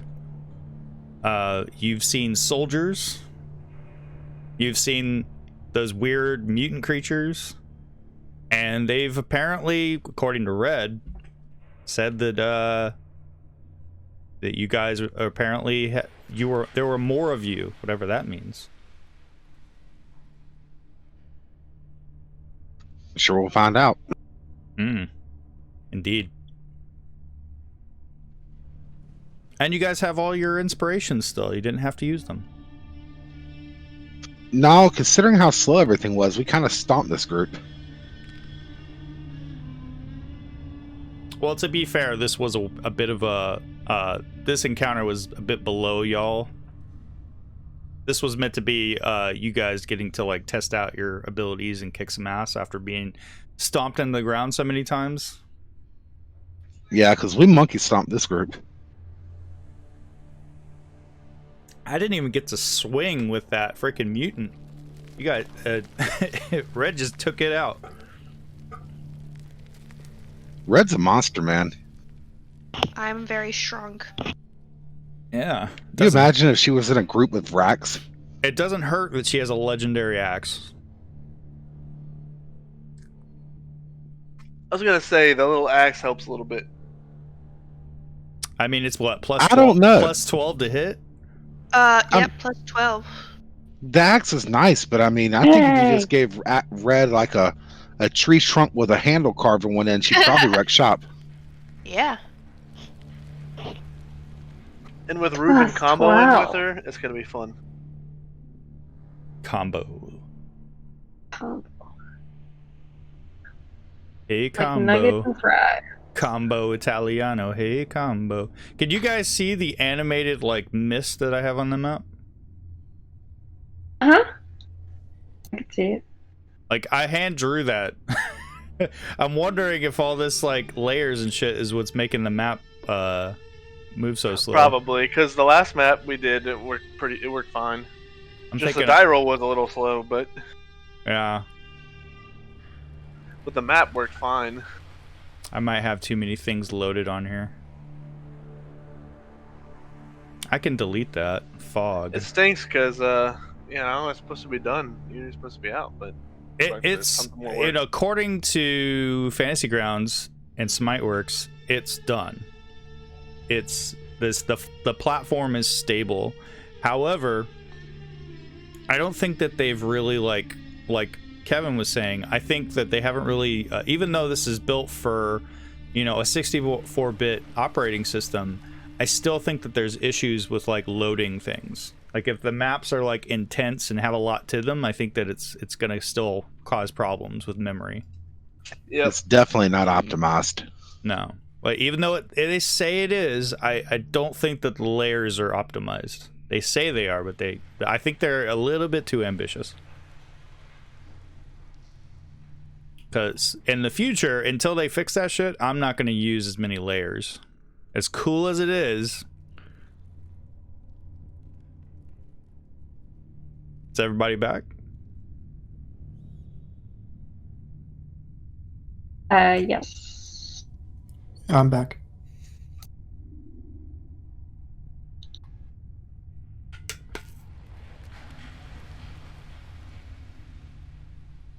Okay. If everyone's back, we can continue. Potato. Potato! And potato. All right. So currently, you have just rifled through the pockets of these dead soldiers. Zito has just picked up one of those rifles and some ammunition, and he's currently loading it and I assume caressing it.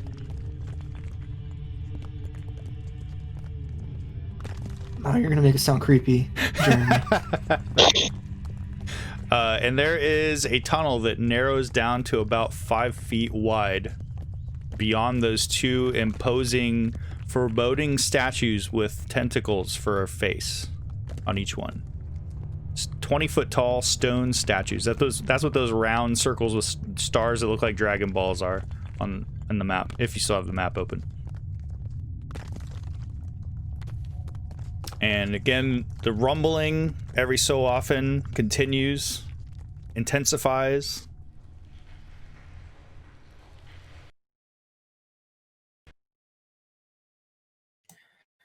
Oh god, did I just close Is Syrinscape? everyone good to continue? I did close Syrinscape. Son of a gun. I apologize, guys. I might Son have of to... a bitch. Yeah, I think I'm gonna have to reload that. Dang it. Music.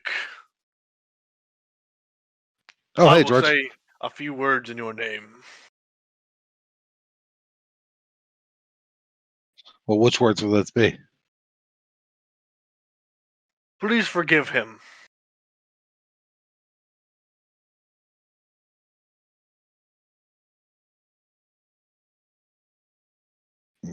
I could think of some more creative words to say in my name.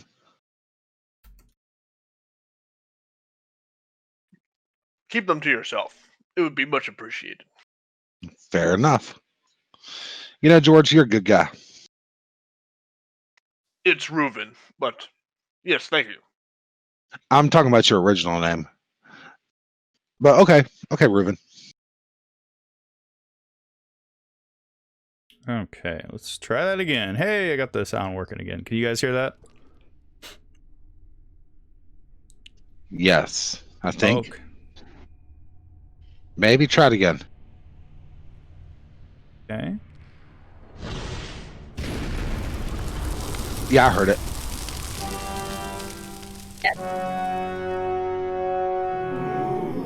Fireball.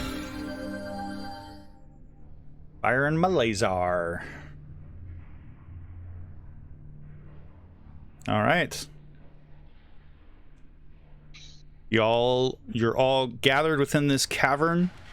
The vibrations hitting every so often, continuing to make this place shake.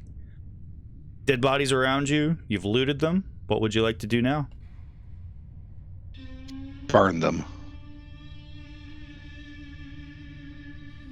Red will power forward. Okay. And Lithana would follow. She's like, we've got to save the children and your friends. All right. Reuven will say And a few Zudo quick will words. send Kip ahead of Red. Okay. Don't worry, Reuven. I'll help you with these words. I'm gonna look at the corpses and say, "Please forgive them." Do you Did I do it right? Do you give Kip any direction other than I'm sending you ahead? Stop at any intersections and don't go too far ahead. Okay. So Kip's going ahead. Do you want the same order as before, marching formation? Red, Reuven, Music, Lithana, and Zito? Yeah, That's fine Yeah, with we me. can keep the same. that sounds good. Okay. So you head down this 5-foot wide tunnel. Still, it's still pretty tall. It looks like it vaults up, and every so often you can see stalactites that are hanging from the ceiling every so often. And it curves around after going west, curves to the north, and you all see that there is a chamber beyond, and your metallic friend Kip is sitting down, watching an individual who seems to be dropping something into the mouth of a creature.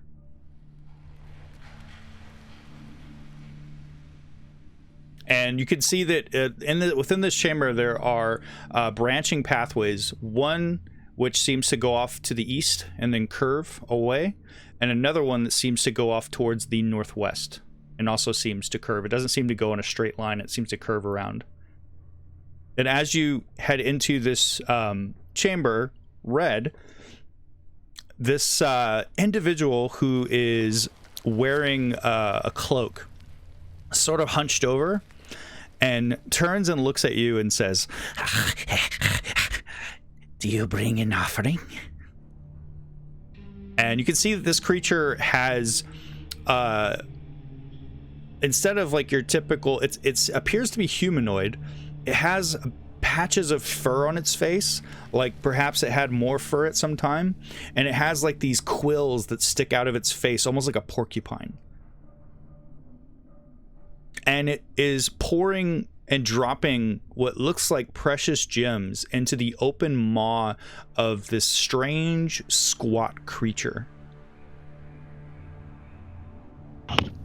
And I can drop a picture of it if you like. Yeah, why not? Okay. It looks like this. Has multiple arms, razor sharp teeth, has like almost like a tripod, if you will, of legs, and it is just gobbling up these bits of gemstone, crushed gemstone that's dropping into its mouth. This one does not understand what offerings you seek. And it looks to you and it says, "An offering to Jabal Ahmat, of course. Precious metal, gemstones. Any contribution would be lovely." Well, do you eat these offerings? I do not, but Gorks loves them. Gorks demands a tribute. What's that, Gorks? And the creature now is garbling and saying something, which I will type in its language. See if any of you understand.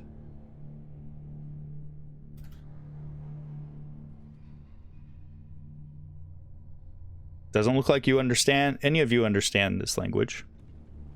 And this humanoid just turns and looks at you, its quills sort of shaking, and it says,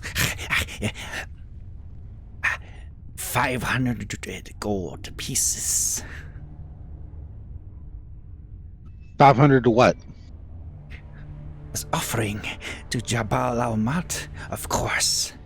Everything that Gork swallows is transported to Kithri. Oh. I'm afraid we don't give offerings to evil And ones. Gorks is like this creature it keeps referring to as Gorks, this tripoded legged creature, is sort of like dancing now back and forth as it seems to be excited at the presence of all of you. Well, don't be hasty, Reuven. I got an offering. And I would speak to Azarej too. What do you sense of this one, Azarej? And Azarej says to you, tricky. All right, guys, I got an offering. They're both very unusual. They don't seem to be overtly have any sort of animosity towards you. At least for the moment. I'm going to pull out one of my everlasting pretzels and the bottle of hero's blood. Okay. This one does not sense bad intentions from this creature. Not yet, anyway. Give me a second. No, music, that's too valuable. As Okay. you're walking towards Zorn, this creature that resembles a Zorn, named Gorks, and it just sort of like you can see this like sticky saliva dripping from its maw, and its mouth is like as you're getting closer to it with the jug of hero's blood. Come here, boy. You want some? And this other individual, this strange individual, this humanoid that has patchy fur on its face with quills, saying, "Do you bring an offering?" Yes, I do. Okay. Does anyone else bring an offering? She looks around at the rest of the party. I got quite a few things. Open wide, buddy. So it's looking at all of you and says, "Gorks accepts 500 gold from each of you." Oh, this isn't for him. This is for you. And he looks at you and he looks at the bottle and says, "I am not thirsty, but thank you." No. I got more. I got 11 unknown mushrooms of magical origin. I got 26 apples, and I got this pretzel you're going to love. And I got something to wash it down with. And I shake the bottle at him. And he just looks at you and he says, "Make a persuasion check." You know what? I don't know if you're gonna need it, music, but I'm gonna give you my genius Jesus Christ, a plus 13. inspiration. So +4 to that. Plus 4 to that. Plus okay. 4. That's a 22. He looks at you and sort of hesitantly reaches out and takes the bottle, if you're willing, of Hero's Blood from you. Oh no, I'm dumping all these apples and everything in there first. He's getting ready to become he's getting ready to explode. Wait, what are you doing? I'm putting 27 apples, 11 undone mushrooms of magical origin, 1 everlasting pretzel, and then dumping a shot of Hero's Blood in there. And what? I guess I'm confused. Are you dumping it into the Gorks? Yeah. Open I'm dumping it right Gorks? into him. I thought you were talking to the weirdo with the quills on his face. Nah, the little thing trying to eat everything. Yeah, no, that was against him. He thought you were offering him something. Oh. Yeah. Okay, yeah. So here's the bottle of Hero's Blood. He's reaching out for the bottle of Hero's Blood if you're willing to give it to him. Yeah, drink up, buddy. And he looks at you, he looks quizzically at the thing, uncaps it, and starts to smell it. He's like, oh, that's foul. Manly, isn't it? Oh, I'll try it for later. And he starts to slip it into a bag that's hanging from his side. What? You would be so rude as to not drink in front of guests? As I stated before, I am not thirsty, but I will take it from you gladly.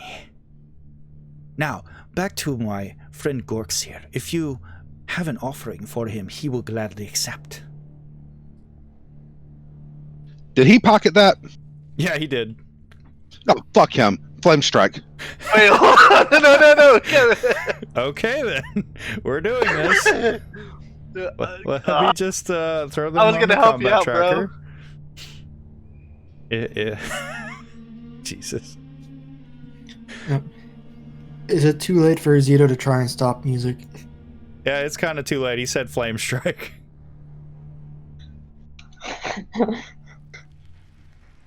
All right, they are...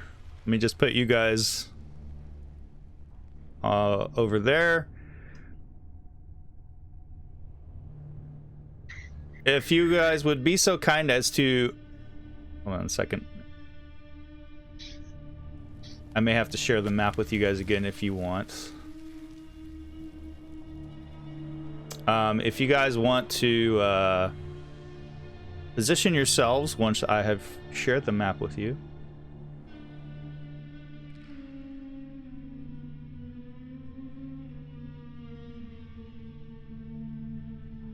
Wherever you think you were when this started. May have to share it all with you guys again because I'm not sure if all of you have it open. So, boom, there we go. So yeah, position yourselves wherever you would have been.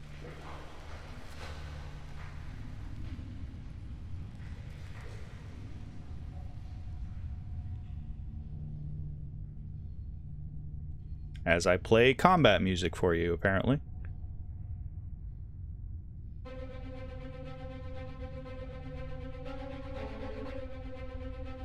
Where's the guy with the quills on his face? As soon as you position yourself, I will put him next to you. How about that? Yeah, I was standing right in front of him, so wherever he was, that's where I'm at. Okay. Well, I then just see darkness. You'll have to click on your token to find yourself. Oh. Okay. Yeah, well, if Yeah. the way that Unity works with the maps is when you click on your token, it reveals the boundaries of where you are on the map. Cool.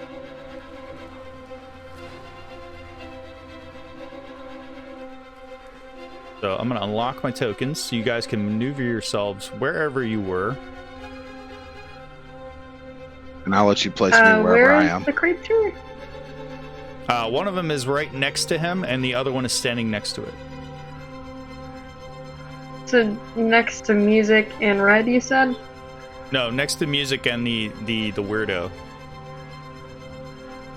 Okay, I don't see them on the... That's because I haven't revealed them yet. That's Okay, why never I'm mind. waiting for you guys to move your tokens before I reveal where they are on the map. Can I get Kip moving closer to me? Sure.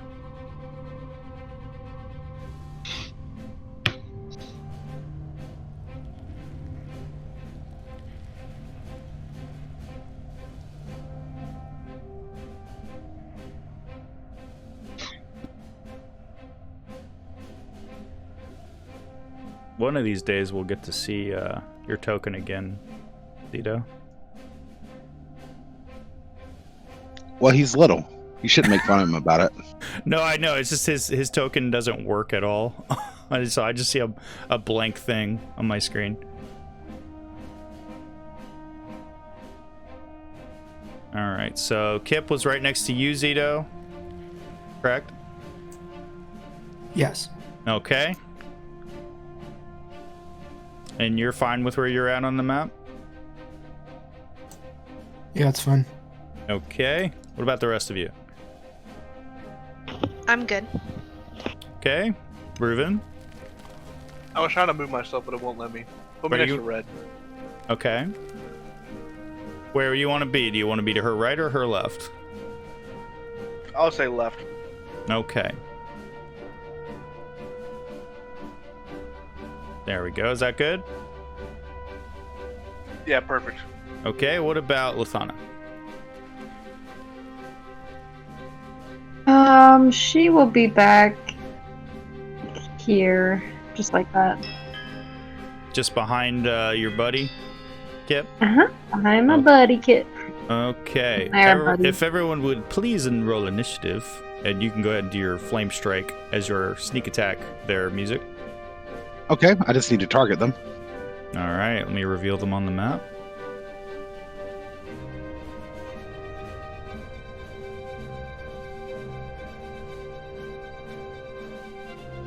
There we go.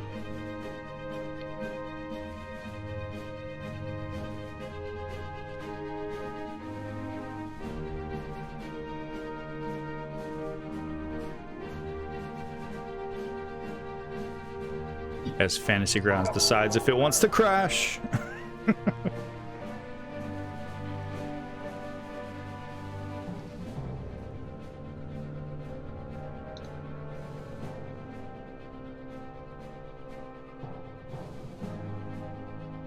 Give me 1 second. I'm just trying to target them. It's giving me a hard time.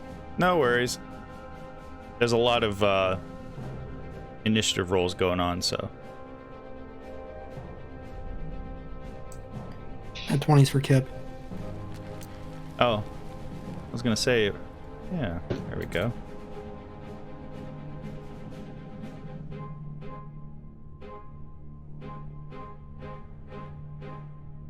Oh, damn.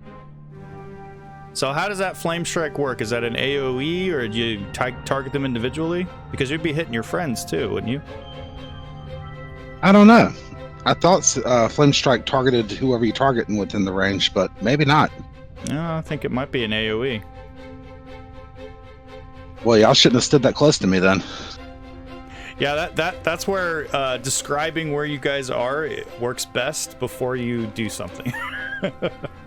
Depending on what you're trying to do. So let's look at how Flame Strike works, and we'll determine if your companions got hit. Nope. Each creature in a 10-foot radius. So you hit both of them. So they both need to make what is that? A dexterity save? Hold on 1 second. Let me draw that 10-foot radius.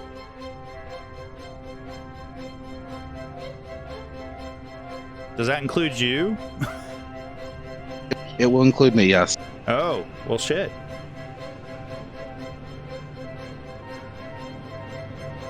I'm trying to draw a 10-foot circle and this fucking thing won't let me.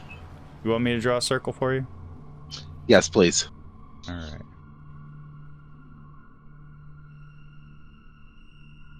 Okay, that's 15. There we go. And it just closed the map out on me. Did it? Yeah, what's the name of that map? Titan's Rest. Oh, same one, okay. Yep, same map. It's wall one giant map. Brad, go ahead and make another dex save. Hold on, if I take it to the right, it'll just hit me and Reuven. Yeah, center it to the right. Okay. So it just hits me and I'm Reuven. not even going to try to move it. So we'll just say that it's hitting Reuven, you, and those two. Oh. So All right. Red, you don't have to. Reuben, did you roll your save? I'm trying.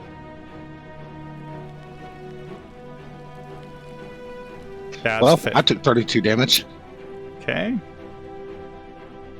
You want me to drop that on you? I already did it. Okay. And Reuben takes 32 damage.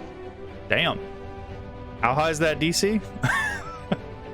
That's a 17 DC. Ooh. So Reuben, you take 32. As apparently music is getting happy with the fire blast, or that was a flame strike, correct? Oh yeah. As you blast the shit out of this weirdo and this little creature called Gorks, and he is. And now and that's it, right? I think I got to roll my initiative too. I haven't rolled that yet. Okay. Well, look at that. Okay. You go first. It seems almost fitting. All right. And which one is the one that pocketed my thing? The one on the right, Keltar? Yep. And as you're watching as his cloak, which was covering most of his body, blasts back, you can see now he has multiple crab-like legs, a distended stomach, and from underneath the cloak, you can see that he has more eyes sticking out like the head of a hammerhead shark. And music yells, "You motherfucker!" as he hexes him and gets ready to Eldritch Blast him.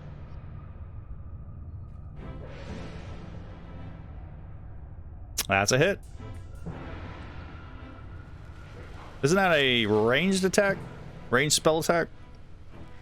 Yeah, but you can cast it anywhere between right up on you and 120 feet away. Okay, I just wasn't sure if you had disadvantage on ranged spell attacks. No. Because ranged attacks usually right up close is a disadvantage. I've never heard of that with Eldritch Blast. I could be wrong, but I believe ranged attacks, unless you have a special ability that says otherwise, you get disadvantage right up in front of somebody. Correct me if I'm wrong. Let's look it up real quick.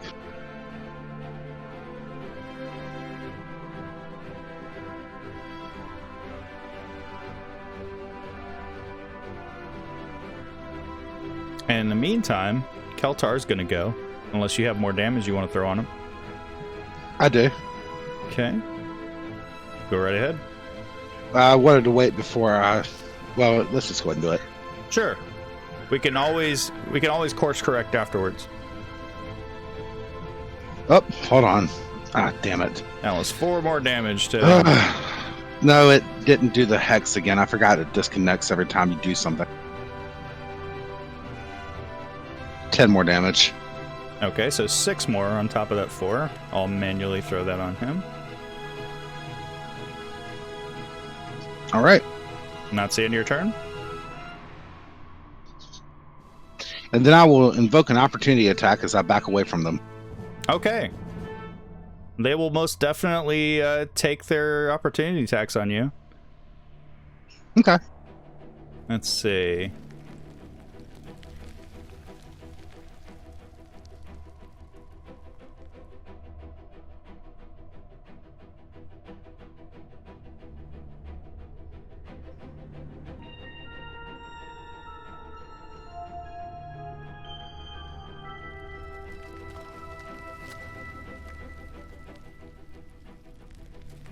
There we go. So he's gonna try to slash you with his claw as you try to walk away from him.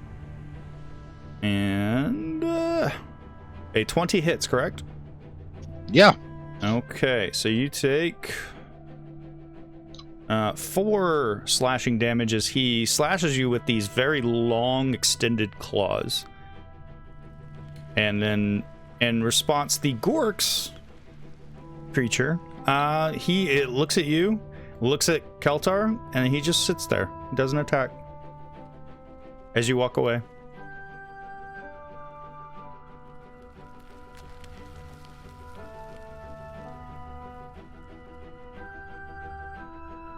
All right, it's not letting me move though. Where would you like to go? I think I unlocked everybody. There I am. It moved me finally. All Okay, there we go.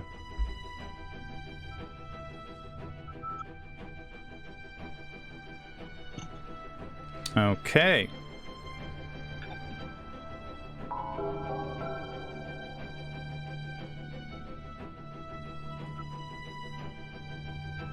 The mutant sees you running away from it after you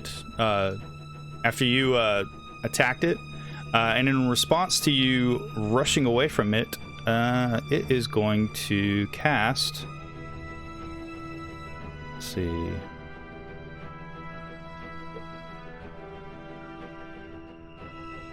Yeah. Why not? It's gonna cast Shatter on you. Make a Constitution saving throw.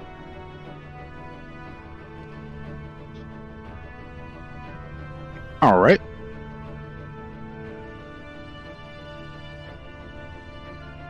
Okay, that is a failure. Would you like to use your inspiration? Sure, why not? Hey, you never know. Hey! 15. 15 passes. So you'll take half thunder damage. So you will take... you'll take 7 thunder damage.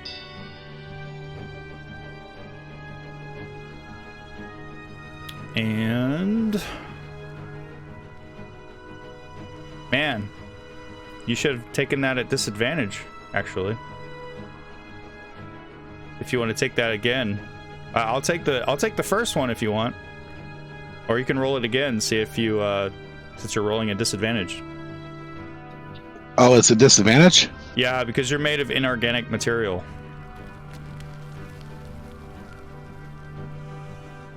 And I rolled twice. One was an 11, one was a 15, right? Correct. Well, I just take my inspiration back, and that was my 2 rolls. Okay. Go ahead and take your inspiration back, and we'll add another 7 damage on top of you.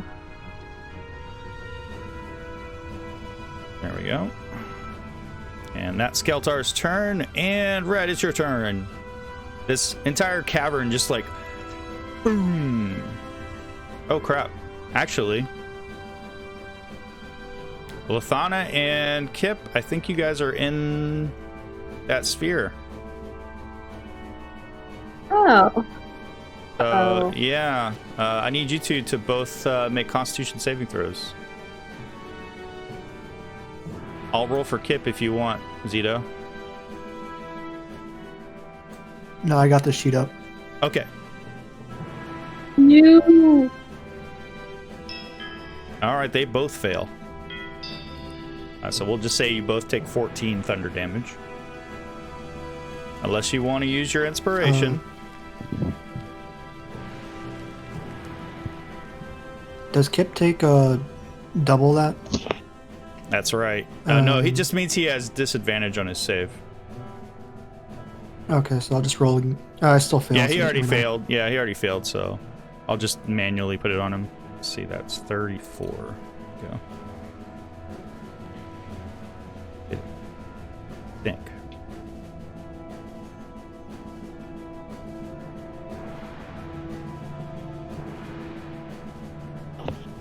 All right. Red is gonna skirt around Zorn, so she's still in range of him.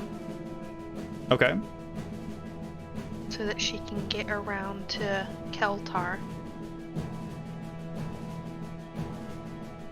If it ever loads. And then she will attack recklessly with Azure Edge. Okay. Yeah, I see you like kind of like hovering over the top of them. I don't know if it... I think it's frozen. Okay. There we go. Kinda. There we sorta. go. Is that where you wanted to be? Yeah, in the diagonal. It's not letting me go in the squares for some reason. It's like forcing me on the lines when I'm moving. But did you want to be like diagonally, like next to the Gorks, like away from Keltar, like right here? Yeah, in that square. I don't know why it's like locking me to the lines for some reason. That's weird. But in that square directly below Zorn. Oh, the one directly below him. Like Yeah. right chair. Yeah, there we Gotcha. go. Okay. And then I will recklessly attack Keltar. Okay. Recklessly, those dice keep rolling. That's a hit on Keltar, 28. Alright. And you split Keltar's belly open, and when his stomach splits open, you see a bunch of mewling creatures squirming out, falling, and he's trying to grab them and hold his stomach together. They look like a mix between shifter children and crabs. There's like 7 of them, and they all fall to the ground and begin like twitching and then stop moving. Oh, that's horrible. And Keltar just yells out, "My babies!" Oh, I'm shook to my core. Are you still raging, by the way? I think your rage was still turned on. Or should that be off? If a minute elapsed between the last one, then it would probably be off. Okay, yeah, it definitely elapsed. Yeah. So yeah, I'm not gonna rage for now. Okay. If you want to take that off of me. Go ahead and turn it off for you. All right, and then I will go after Zorn with my second attack. Go for it. Recklessly. Reckless. Barbarian way. The barbarian way, y'all. That's a hit. That's 14 damage to the creature. And I'm done. A recklessly ASMR. That's what we need on the YouTube channel. All right, it's Kip's turn. What's Kip doing after the ringing clears from its non-existent ears?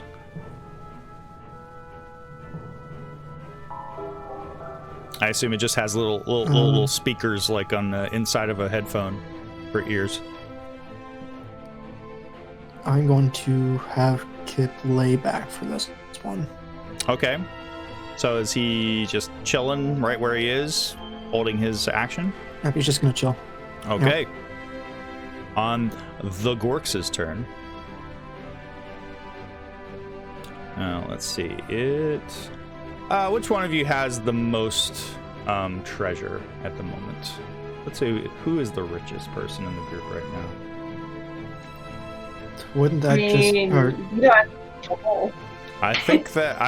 I mean, the richest would probably. That's probably you, Zito. Not naming a name. Yeah, probably would be. Okay. The creature is going to run towards Zito, so it'll take opportunity attacks from both you, Reuben, and Red. As it just slobbering is like pinwheeling its 3 arms around and running towards Zito. So you guys can go ahead and take your... I'll wait and let you guys take your attacks first. Can you target him for me? It's like making me move instead of target. Sure, I can target him for you. Let's see. I think I have him targeted. Maybe not.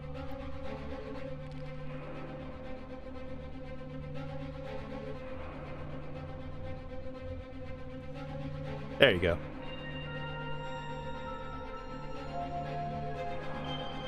That's exactly what it did, Red. It did a roll on the floor laughing attack. It literally is pinwheeling past the 2 of you towards Zito.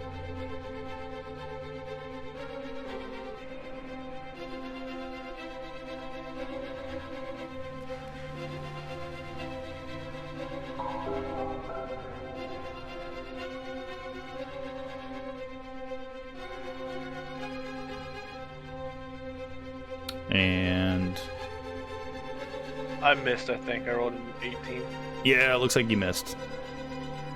This thing's got a high natural armor.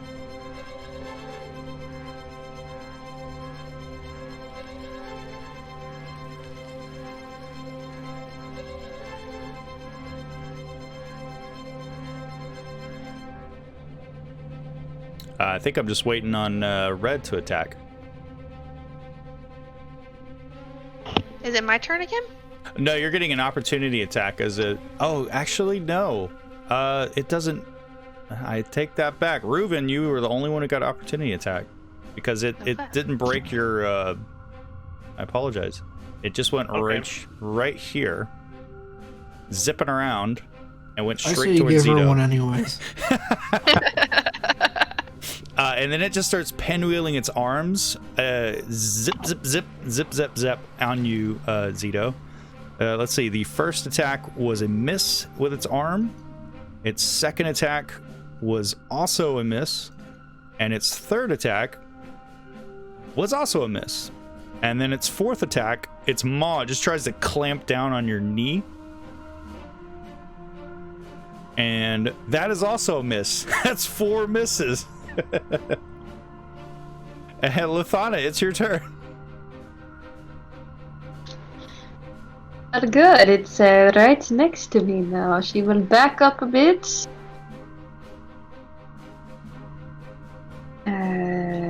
Right into this passageway. If she can move, maybe? Maybe not. Watch next week. It'll work perfectly. It won't have any problems.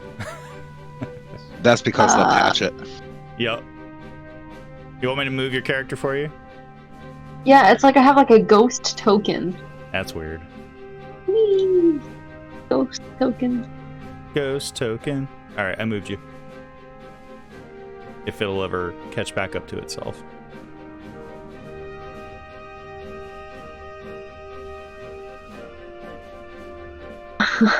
There we go. I still have the weird ghost token. Ghost token. Oh, now my computer's rebelling. Well, in the meantime, Lithana will focus on this wide-mouthed beast, and she will cast Hunter's Mark on it. Go for it. And she will target it. Okay. Right, Fantasy Grounds, you're going to let me target it. Hey, it targeted it. Yay. Yay. Oh gosh. The ghost token's still following me. Reuven, you're up after Lithana. And seeing that Red is still in melee range, right? Correct. She will take attack at advantage. And this is her first attack of the round, too, right? Correct. Yeah. Cool. Alright, 27 definitely hits. Very nice. And she gets the extra 1d8. Hooray! Super it cool. partially resisted. Oh no! Okay. Your arrow, it glanced off the side of its stony hide and broke, flipping end over end, broke in half. Did seem to do some damage to it though. You gotta make another attack. Come on, you can do it. That's also a hit. 24 definitely hits. And that's, again, doesn't seem to be impacting all that well. You're hitting, but your arrows are just glancing off of its body. You hit on all 3 of those attacks, actually. And it's just taking off pebbles off of its body. She's singing to her arrows, and she's having a good time. She's shooting something. She feels good. She's having a good time. She's just having a good time here in the middle of the cavern. She became a little blue tiefling for a second there.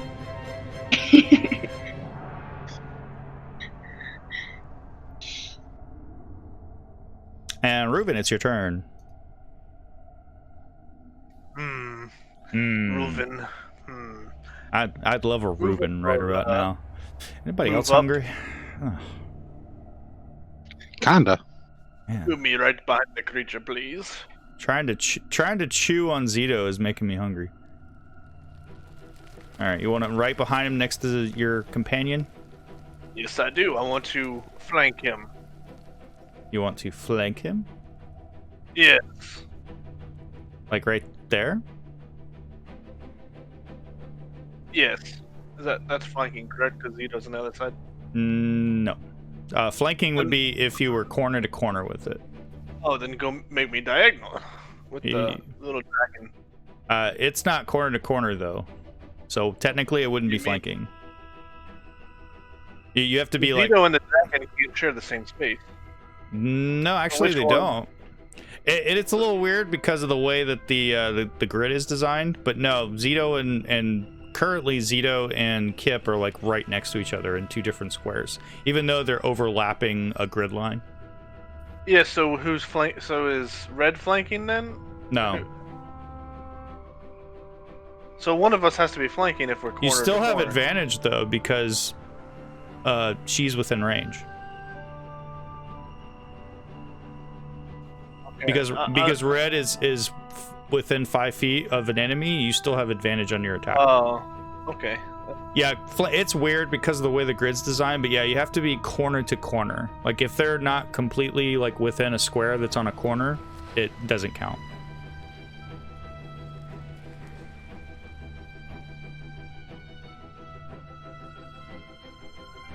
Hey, that's a critical hit. Oh yes. As Ruben just wails on this thing, and you just boom! It explodes like a piñata. Arms flipping end over end, coins and gems flying out of its stomach. Ooh. And you guys are out of combat. Where's my damn hero's blood? And I will It's like a give you... true. We must talk. Here, let me give you guys some experience points for that encounter. Lithana's like, it's a true fantasy piñata. Eli would have loved this. Aw. Alright, you each receive 580 experience points for that encounter.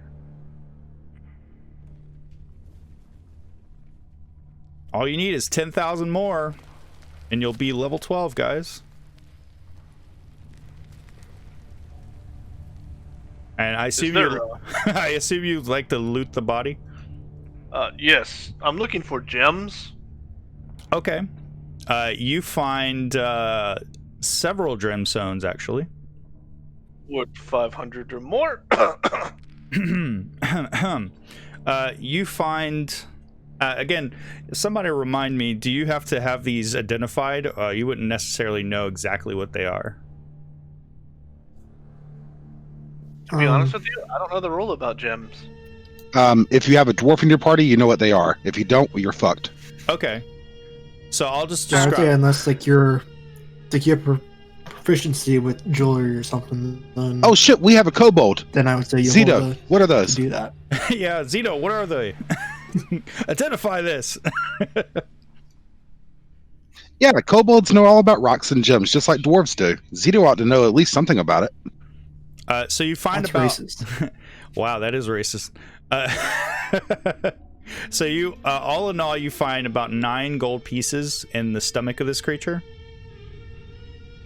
and then you find a handful of stones, some of which are almost egg-shaped and look like they're rough-hewn, and you find in the pockets, or I should say the belongings of the individual that was robed that turned into some horrifying creature, you find what looks like to be a spell scroll.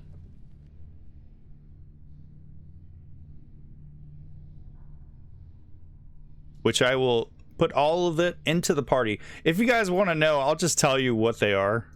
It's not a big deal. I'll just tell you. You guys will have to identify the spell scroll, but I'll tell you what the gemstones are. Okay. That's fine. I'm not gonna be a jerk.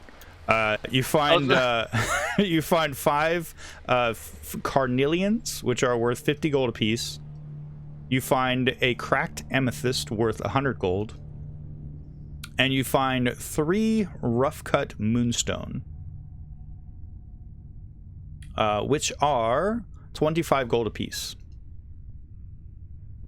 That's garbage. says the guy with nothing in his inventory.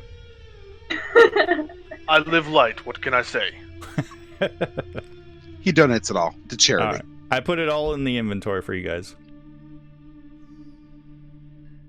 I did forget to ask before we move on. I see that you guys have stuff. If you have any gems worth 500 gold or more, it would be much appreciated if you want to stay alive. I've got a set of armor that tries to eat people. Unfortunately, my god would not accept that. Treant sap? My god is not poor. My god, it's not poor. Is treant sap not worth anything? I'm pretty sure it's worth something. Maybe to a druid. Might be worth something to someone. I have one yoga sock with a cute Almiraj painted on it, but that's about it. I don't think it's worth 500 gold. And it's adorable. Right? She pulls it I out. got this bottle with 2 dead bugs in it. Or 2 now probably dead bugs in it.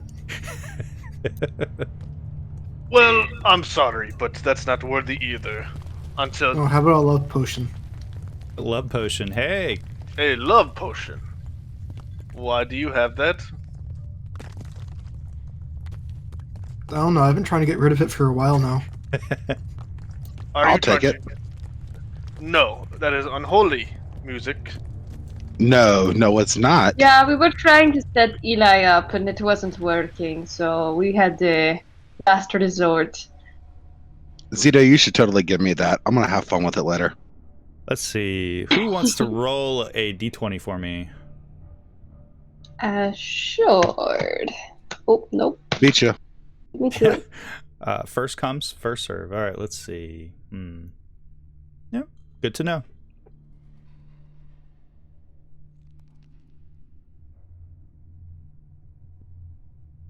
All right, so after looting this odd creature and this weirdo who appeared to be some sort of half-man crab creature that suspiciously looked like it was birthing shifter babies that look like half shifter babies, half crabs. And Red, as you inspect those, the little babies are actually like turning to jelly and evaporating. And there's this quick! horrible foul smell.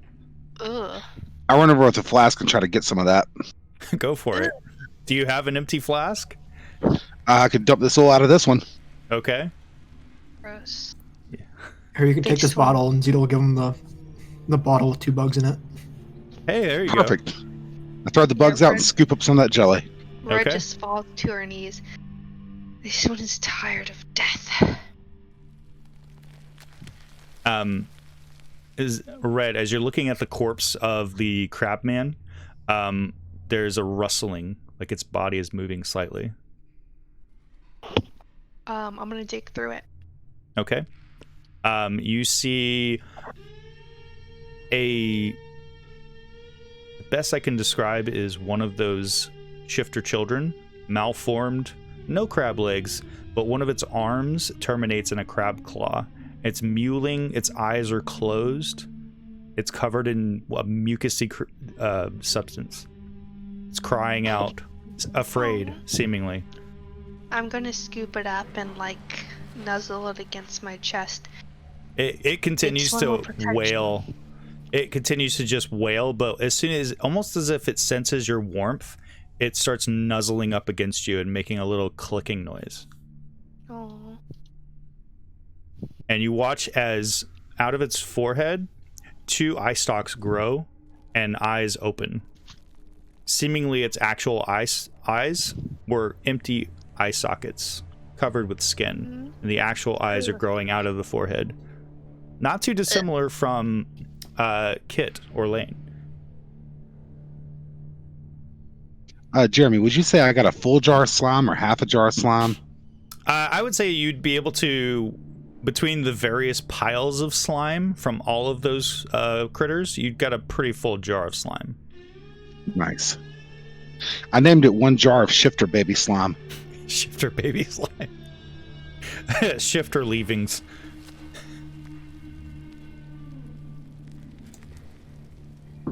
So while Music is busy collecting a jar of slime, Zito is calling his raven to scout ahead the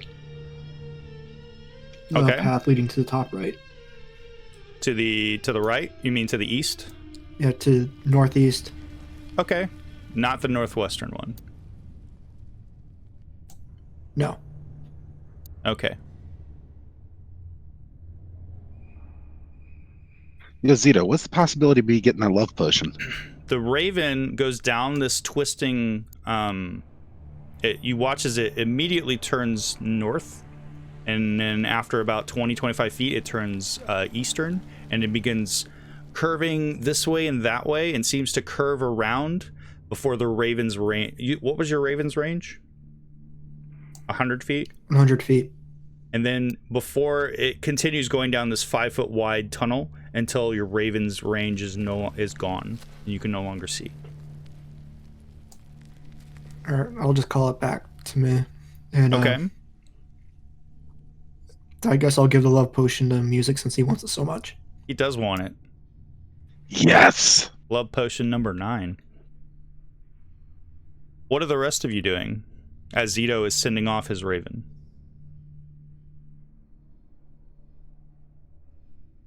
And Red is adopting yet another strange child. More babies. It's gonna have an entire You're gonna have an entire orphanage before too long. I would like to inspect the child. Okay, go right ahead. What would you like to do with the child? As it is currently nuzzled up against Red, clicking, and as you get closer to it, one of its eye stalks is looking at Red, the other one's looking at you. It blinks. This is an unnatural thing, correct? It's adorable. This one thinks that they have mutated it, like they mutated me. Can I check and see if it's healthy? You can check while I hold it.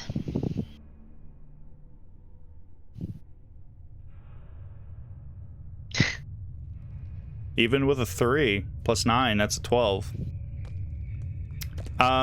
It's pale. Its color doesn't look right. It looks very weak, very sickly, and you get a feeling that if it's not fed soon, you might have some problems. Of course, you're not sure exactly what it will eat. I'm on the way. This child needs food. And Red would pull out a ration from her backpack to see if it would take that.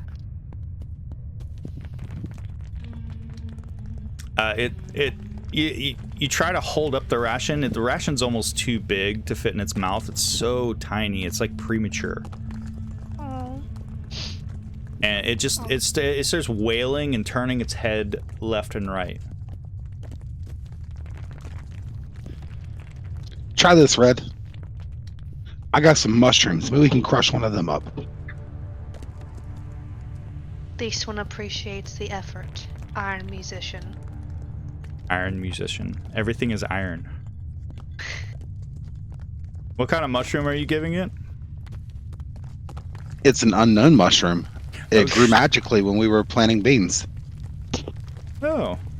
Okay. Huh. Let's see. I've also got apples if Red feels more comfortable with the apples. Maybe try the apples first. Alright, let's make some apple juice. Okay, while you guys are crushing apples to make juice, what are you doing, Lithana? Lithana was just searching around, seeing if she can look for tracks and what it would be the right direction. So. Okay, you can make a survival check. Okay. So, between Music and Red dealing with these apples, you're able to mush some up, and the child seems to eat some of it. And it makes these little weird sucking, clicking noises. I'll remove one apple from my bag. Okay. There appear to be tracks, Luthana, fresh ones, that seem to be heading off in a northwestern direction, towards that other tunnel. Not the tunnel that Zito sent his raven towards. Okay, so northwest. Music doesn't have any money. I don't know if you guys know this. I think they think I was joking, but every time I've said, hey, let's stop and sell stuff, everybody's like, it would take too long to sell stuff, and the items you have will not find a buyer in this area, so I'm like the richest broke guy ever. Well, to be fair, you also have money, like, in the party's, like, loot. You know, party funds. They got that before I met them, so that's not even mine. No, because the group has been collecting party funds. That's a separate thing. You guys have been collecting party funds since you met him. So you do have some money. Okay, that's good to know then. Yeah. I can't move, but Lithana would mention. Oh, there we go. Okay, now I'm moving. All right. Hey, everyone! I see tracks in this direction. Perhaps that's where we will find Red's friends. We should probably hurry. Hold on real quick. We can't just run around carrying this child around. Jeremy, is it possible for me to take these extra traveling clothes I got and turn them into a little halter to carry the baby on? Sure. You could festoon something pretty quickly. If you took like a shirt or a pair of pants, in a matter of minutes, you could probably figure something out. Make a performance. All right, Red. Make a performance check. See how well you're able to fold this up into something. Hey, look at that, 29. In a matter of moments, music festoons a baby Bjorn for you, Red. I even monogrammed it. Red would put it over her neck. This is... Red, you tend to be really up front, up close and personal with the bad guys. Maybe you should let either me or Ari carry the baby on our back. Ari? Not Ari, Lathana. This one will trust you, Iron Musician. Thank you. And I'll throw the baby over my shoulder. Actually, I don't think Kip can handle much more. Why don't you just give the baby to Kip to hold? And he can just hang back while we do all the fighting. This one is comfortable with either you or Kip, Iron Kobold. Okay. We'll hook you up to Kip, and he's riding Kip like a saddle.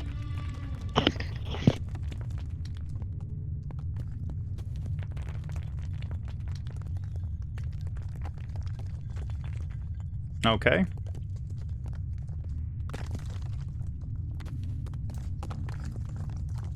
So you said northwest, Lathana? Yes, that's where I see the tracks. Let's get going then. All right. Same marching order as before? With Kip second to the rear. Yeah, I'll be behind Kip. Okay. So as it doesn't take too long actually. You all kind of heard a strange dull sound as you go within this tunnel that curves around a bit and then over, and you are now hearing the roar of splashing, churning mud that's filling this chamber, and the walls of which are streaked with the veins of those crystals that you've been seeing within the walls that are giving off that violet light. And you can see there is a stream of mud, not unlike that river that you all followed to get to the waterfall that led to this place. It's coming through a gash in the roof, cascading down and crashing into a 10-foot high ledge. It's then tumbling over the ledge and making a river that flows out through a hole in the northeast corner of the cavern chamber.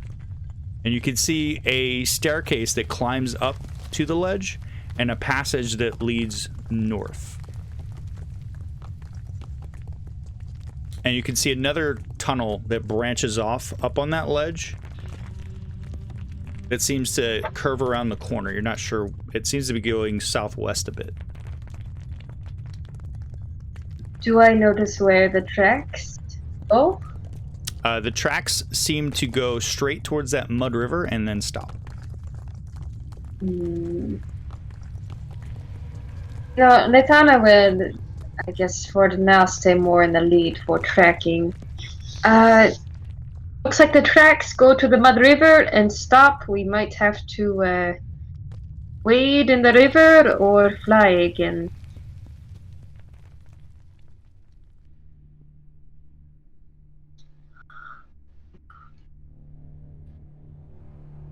I've already been in References, that river once. It didn't anyone? work out.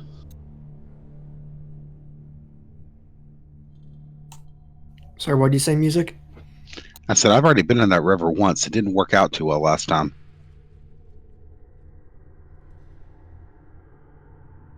I agree. Yeah. Maybe one of the side passages also leads where we're going. And from what you saw, Lithana, you saw that the river continues through a hole in the wall, in the cavern wall to the northeast. Then looking to your left, you saw that there's a ledge 10 foot up where that waterfall is pouring out of the ceiling, splashing against the edge and then creating this mud flow. Beyond that, you see a set of stairs that lead up across the mud flow on the other side of it. And then you could see that there was a tunnel that seemed to head north, and then another one that seemed to curve southwest up on the ledge around the corner. How far is it from the edge of the mud river to where she can see the stairs? Well, the stairs are directly across the mud river on the other side of it, towards the northern wall of this cavern. The ones that lead up to the ledge.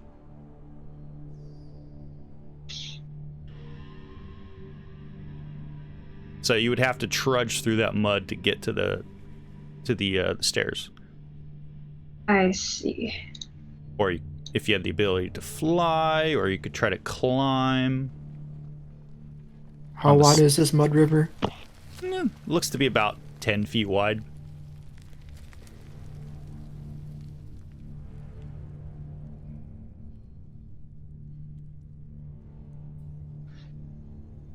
You guys do want to jump the river? River jumping! Red would start to climb along the walls with her cloak of arachnida. How's that cloak work? Does it only, you have to activate it and it recharges, or is it just always working? It's just constant. Nice. Let me double check, but yeah, it just allows me to resistance to poison damage, climbing speed equal to my walking speed. Nice. I can move up, down, and across vertical surfaces and upside down along ceilings while leaving my hands free. I can't be caught in webs, and I can cast a web spell from it. Nice. And I believe you were, after Lithana went and checked that room, you were at the front, correct? Yeah. Okay. You can see, looking around, Red, you see the mud flow, you see the 10-foot high ledge on the other side of the mud flow, which it varies from 10 feet to 6 feet in width.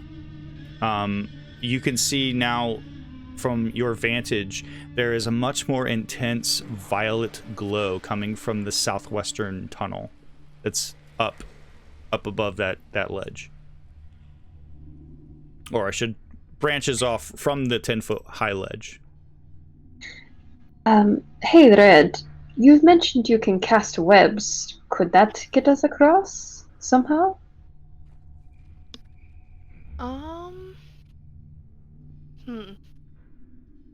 That's a good question. If I made webs, could they kind of stick their way through them? Well, look at the description of the spell and how those webs work, because it may not be able to hold their weight. Let's see. So the web spell conjures a mass of thick, sticky webbing at a point of my choice within range. It's a 20-foot cube. Okay. They're difficult terrain. So if they aren't, so they're anchored between two solid masses. Okay. It just says if they start their turn in them, they make a dex saving throw. On a failed save, they're restrained. And if they're not restrained, it looks like it's difficult terrain to get through them. So in theory, you could use that spell to move across the mud flow to the stairways. You could create Spider-Man style, webs that reach from the ground up to the ledge. Alright, so let's see if I have a limit. You could also, all of you could just try to pull yourself up on the 10-foot high ledge and just get to there if that's which way you wanted to go. Yeah, because I can cast it for up to 40 feet, but I can only use it once, so I can only do a 40-foot space of webbing. Okay. With my cloak. Again, the ledge, the western portion, which is 10 feet higher than the eastern portion of the cave, it's 10 foot high, so you could all try to climb it. Red can climb it, no problem. I'm a bit heavy.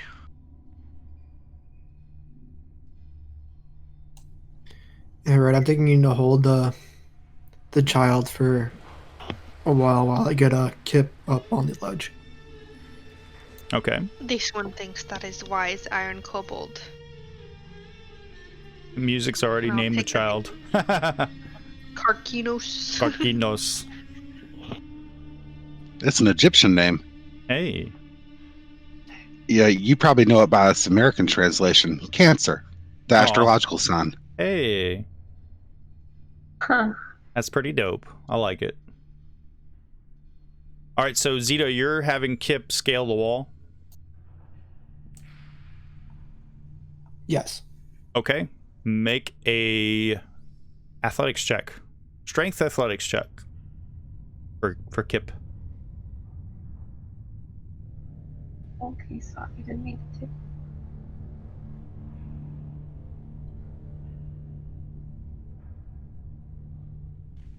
Okay. You watch as Kip bounds towards the 10-foot wall and almost seems to run up the wall and is now on the ledge looking down back at you. A happy look on its face. Good boy. He's a happy boy.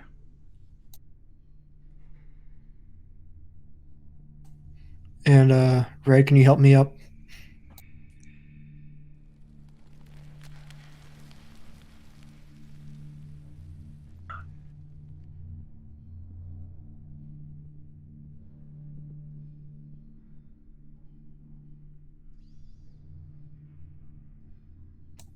I was tempted to hang my propulsion arm over the ledge and be like, here you go, Zeta, and then drop it.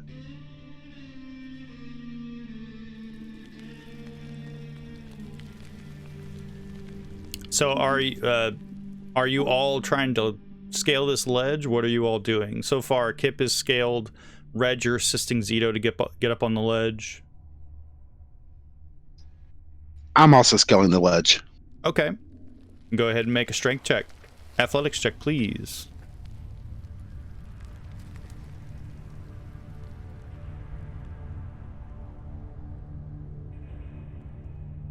Oh yeah, music. Very easily, you're able to grab the edge of the ledge and hoist yourself up.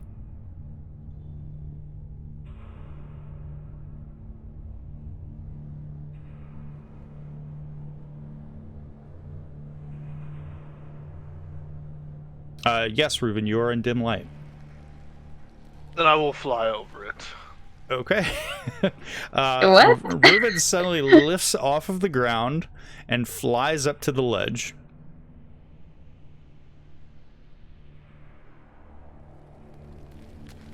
And we are getting to a point where we need to stop. It's 10 o'clock. I know a lot of you guys can't go beyond that, so we can get to a stopping point here soon if you like. Lithana, you're also able to scale the ledge, getting on there. Before we stop, now that everyone is up on the ledge, which direction did you want to go? To the north, or did you want to follow the southwestern tunnel to where that much brighter violet glow is.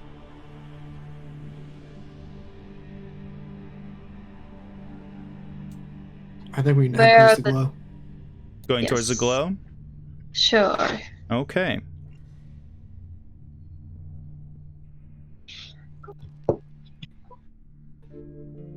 Red, you're still leading the group, correct? Yeah, I'm still leading. I thought Lathana was leading the group. I think Lothana was leading to check out that chamber. I'm not sure if you guys switched back. That's up to you. I mean, we can co-lead. She can lead, and I'll be in the back in second. Okay. Yeah, co-leads is good. Sure. So as you guys pass through this tunnel, you can see now beyond, the cave beyond is littered with glowing crystal tubes of various sizes, of which are embedded into the stone columns that are stretching up towards the cavern ceiling, making it really hard to gauge the size of this chamber. And you can see that each of the tubes appears to contain a humanoid floating in a glowing yellow fluid, a very familiar fluid. And you can see that next to two familiar smaller tubes, which are now broken out, bust open, and empty, you see slumped against the columns a dead man wearing stone breastplate and two diminutive creatures feasting on his corpse. And that's where we're going to end for tonight. Ooh.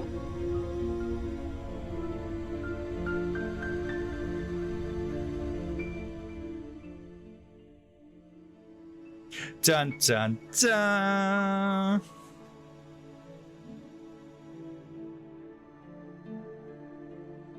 Is Red gonna? Well, I don't know about Red, but I adopted that kid. Is Red gonna have to kill her original kids, guys?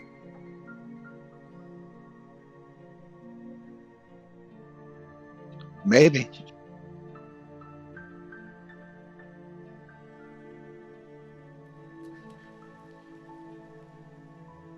I'm really tempted to cast synaptic static on that room and destroy everything. Oh no! But all the people. Yeah, but we're not sure what's been done to them, and we know that some of them are eating someone.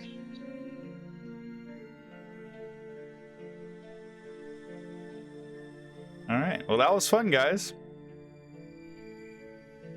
Yeah, it was. Yeah, it was. I'm sorry. Next week, I'm sorry for all of the weird glitches. yeah, hopefully next week we can actually move around the map. I think we would have got a lot more done tonight if we hadn't been waiting so much on our, combat. Yeah.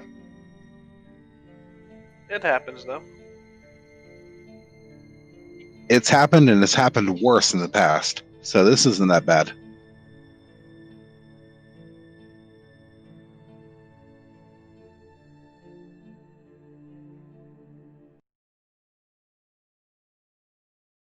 Well, I don't know about y'all, but I'm ready to see what happens next.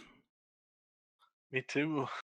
One more. I am too, but everybody's been very quiet tonight. It's true. Everyone is being kind of quiet. What's up with that? It's because we're about to kill babies, I think. Oh no. Are you guys gonna kill Red's babies? Never. Not if we don't have to. Yeah. We're going to have to start up an orphanage for them all.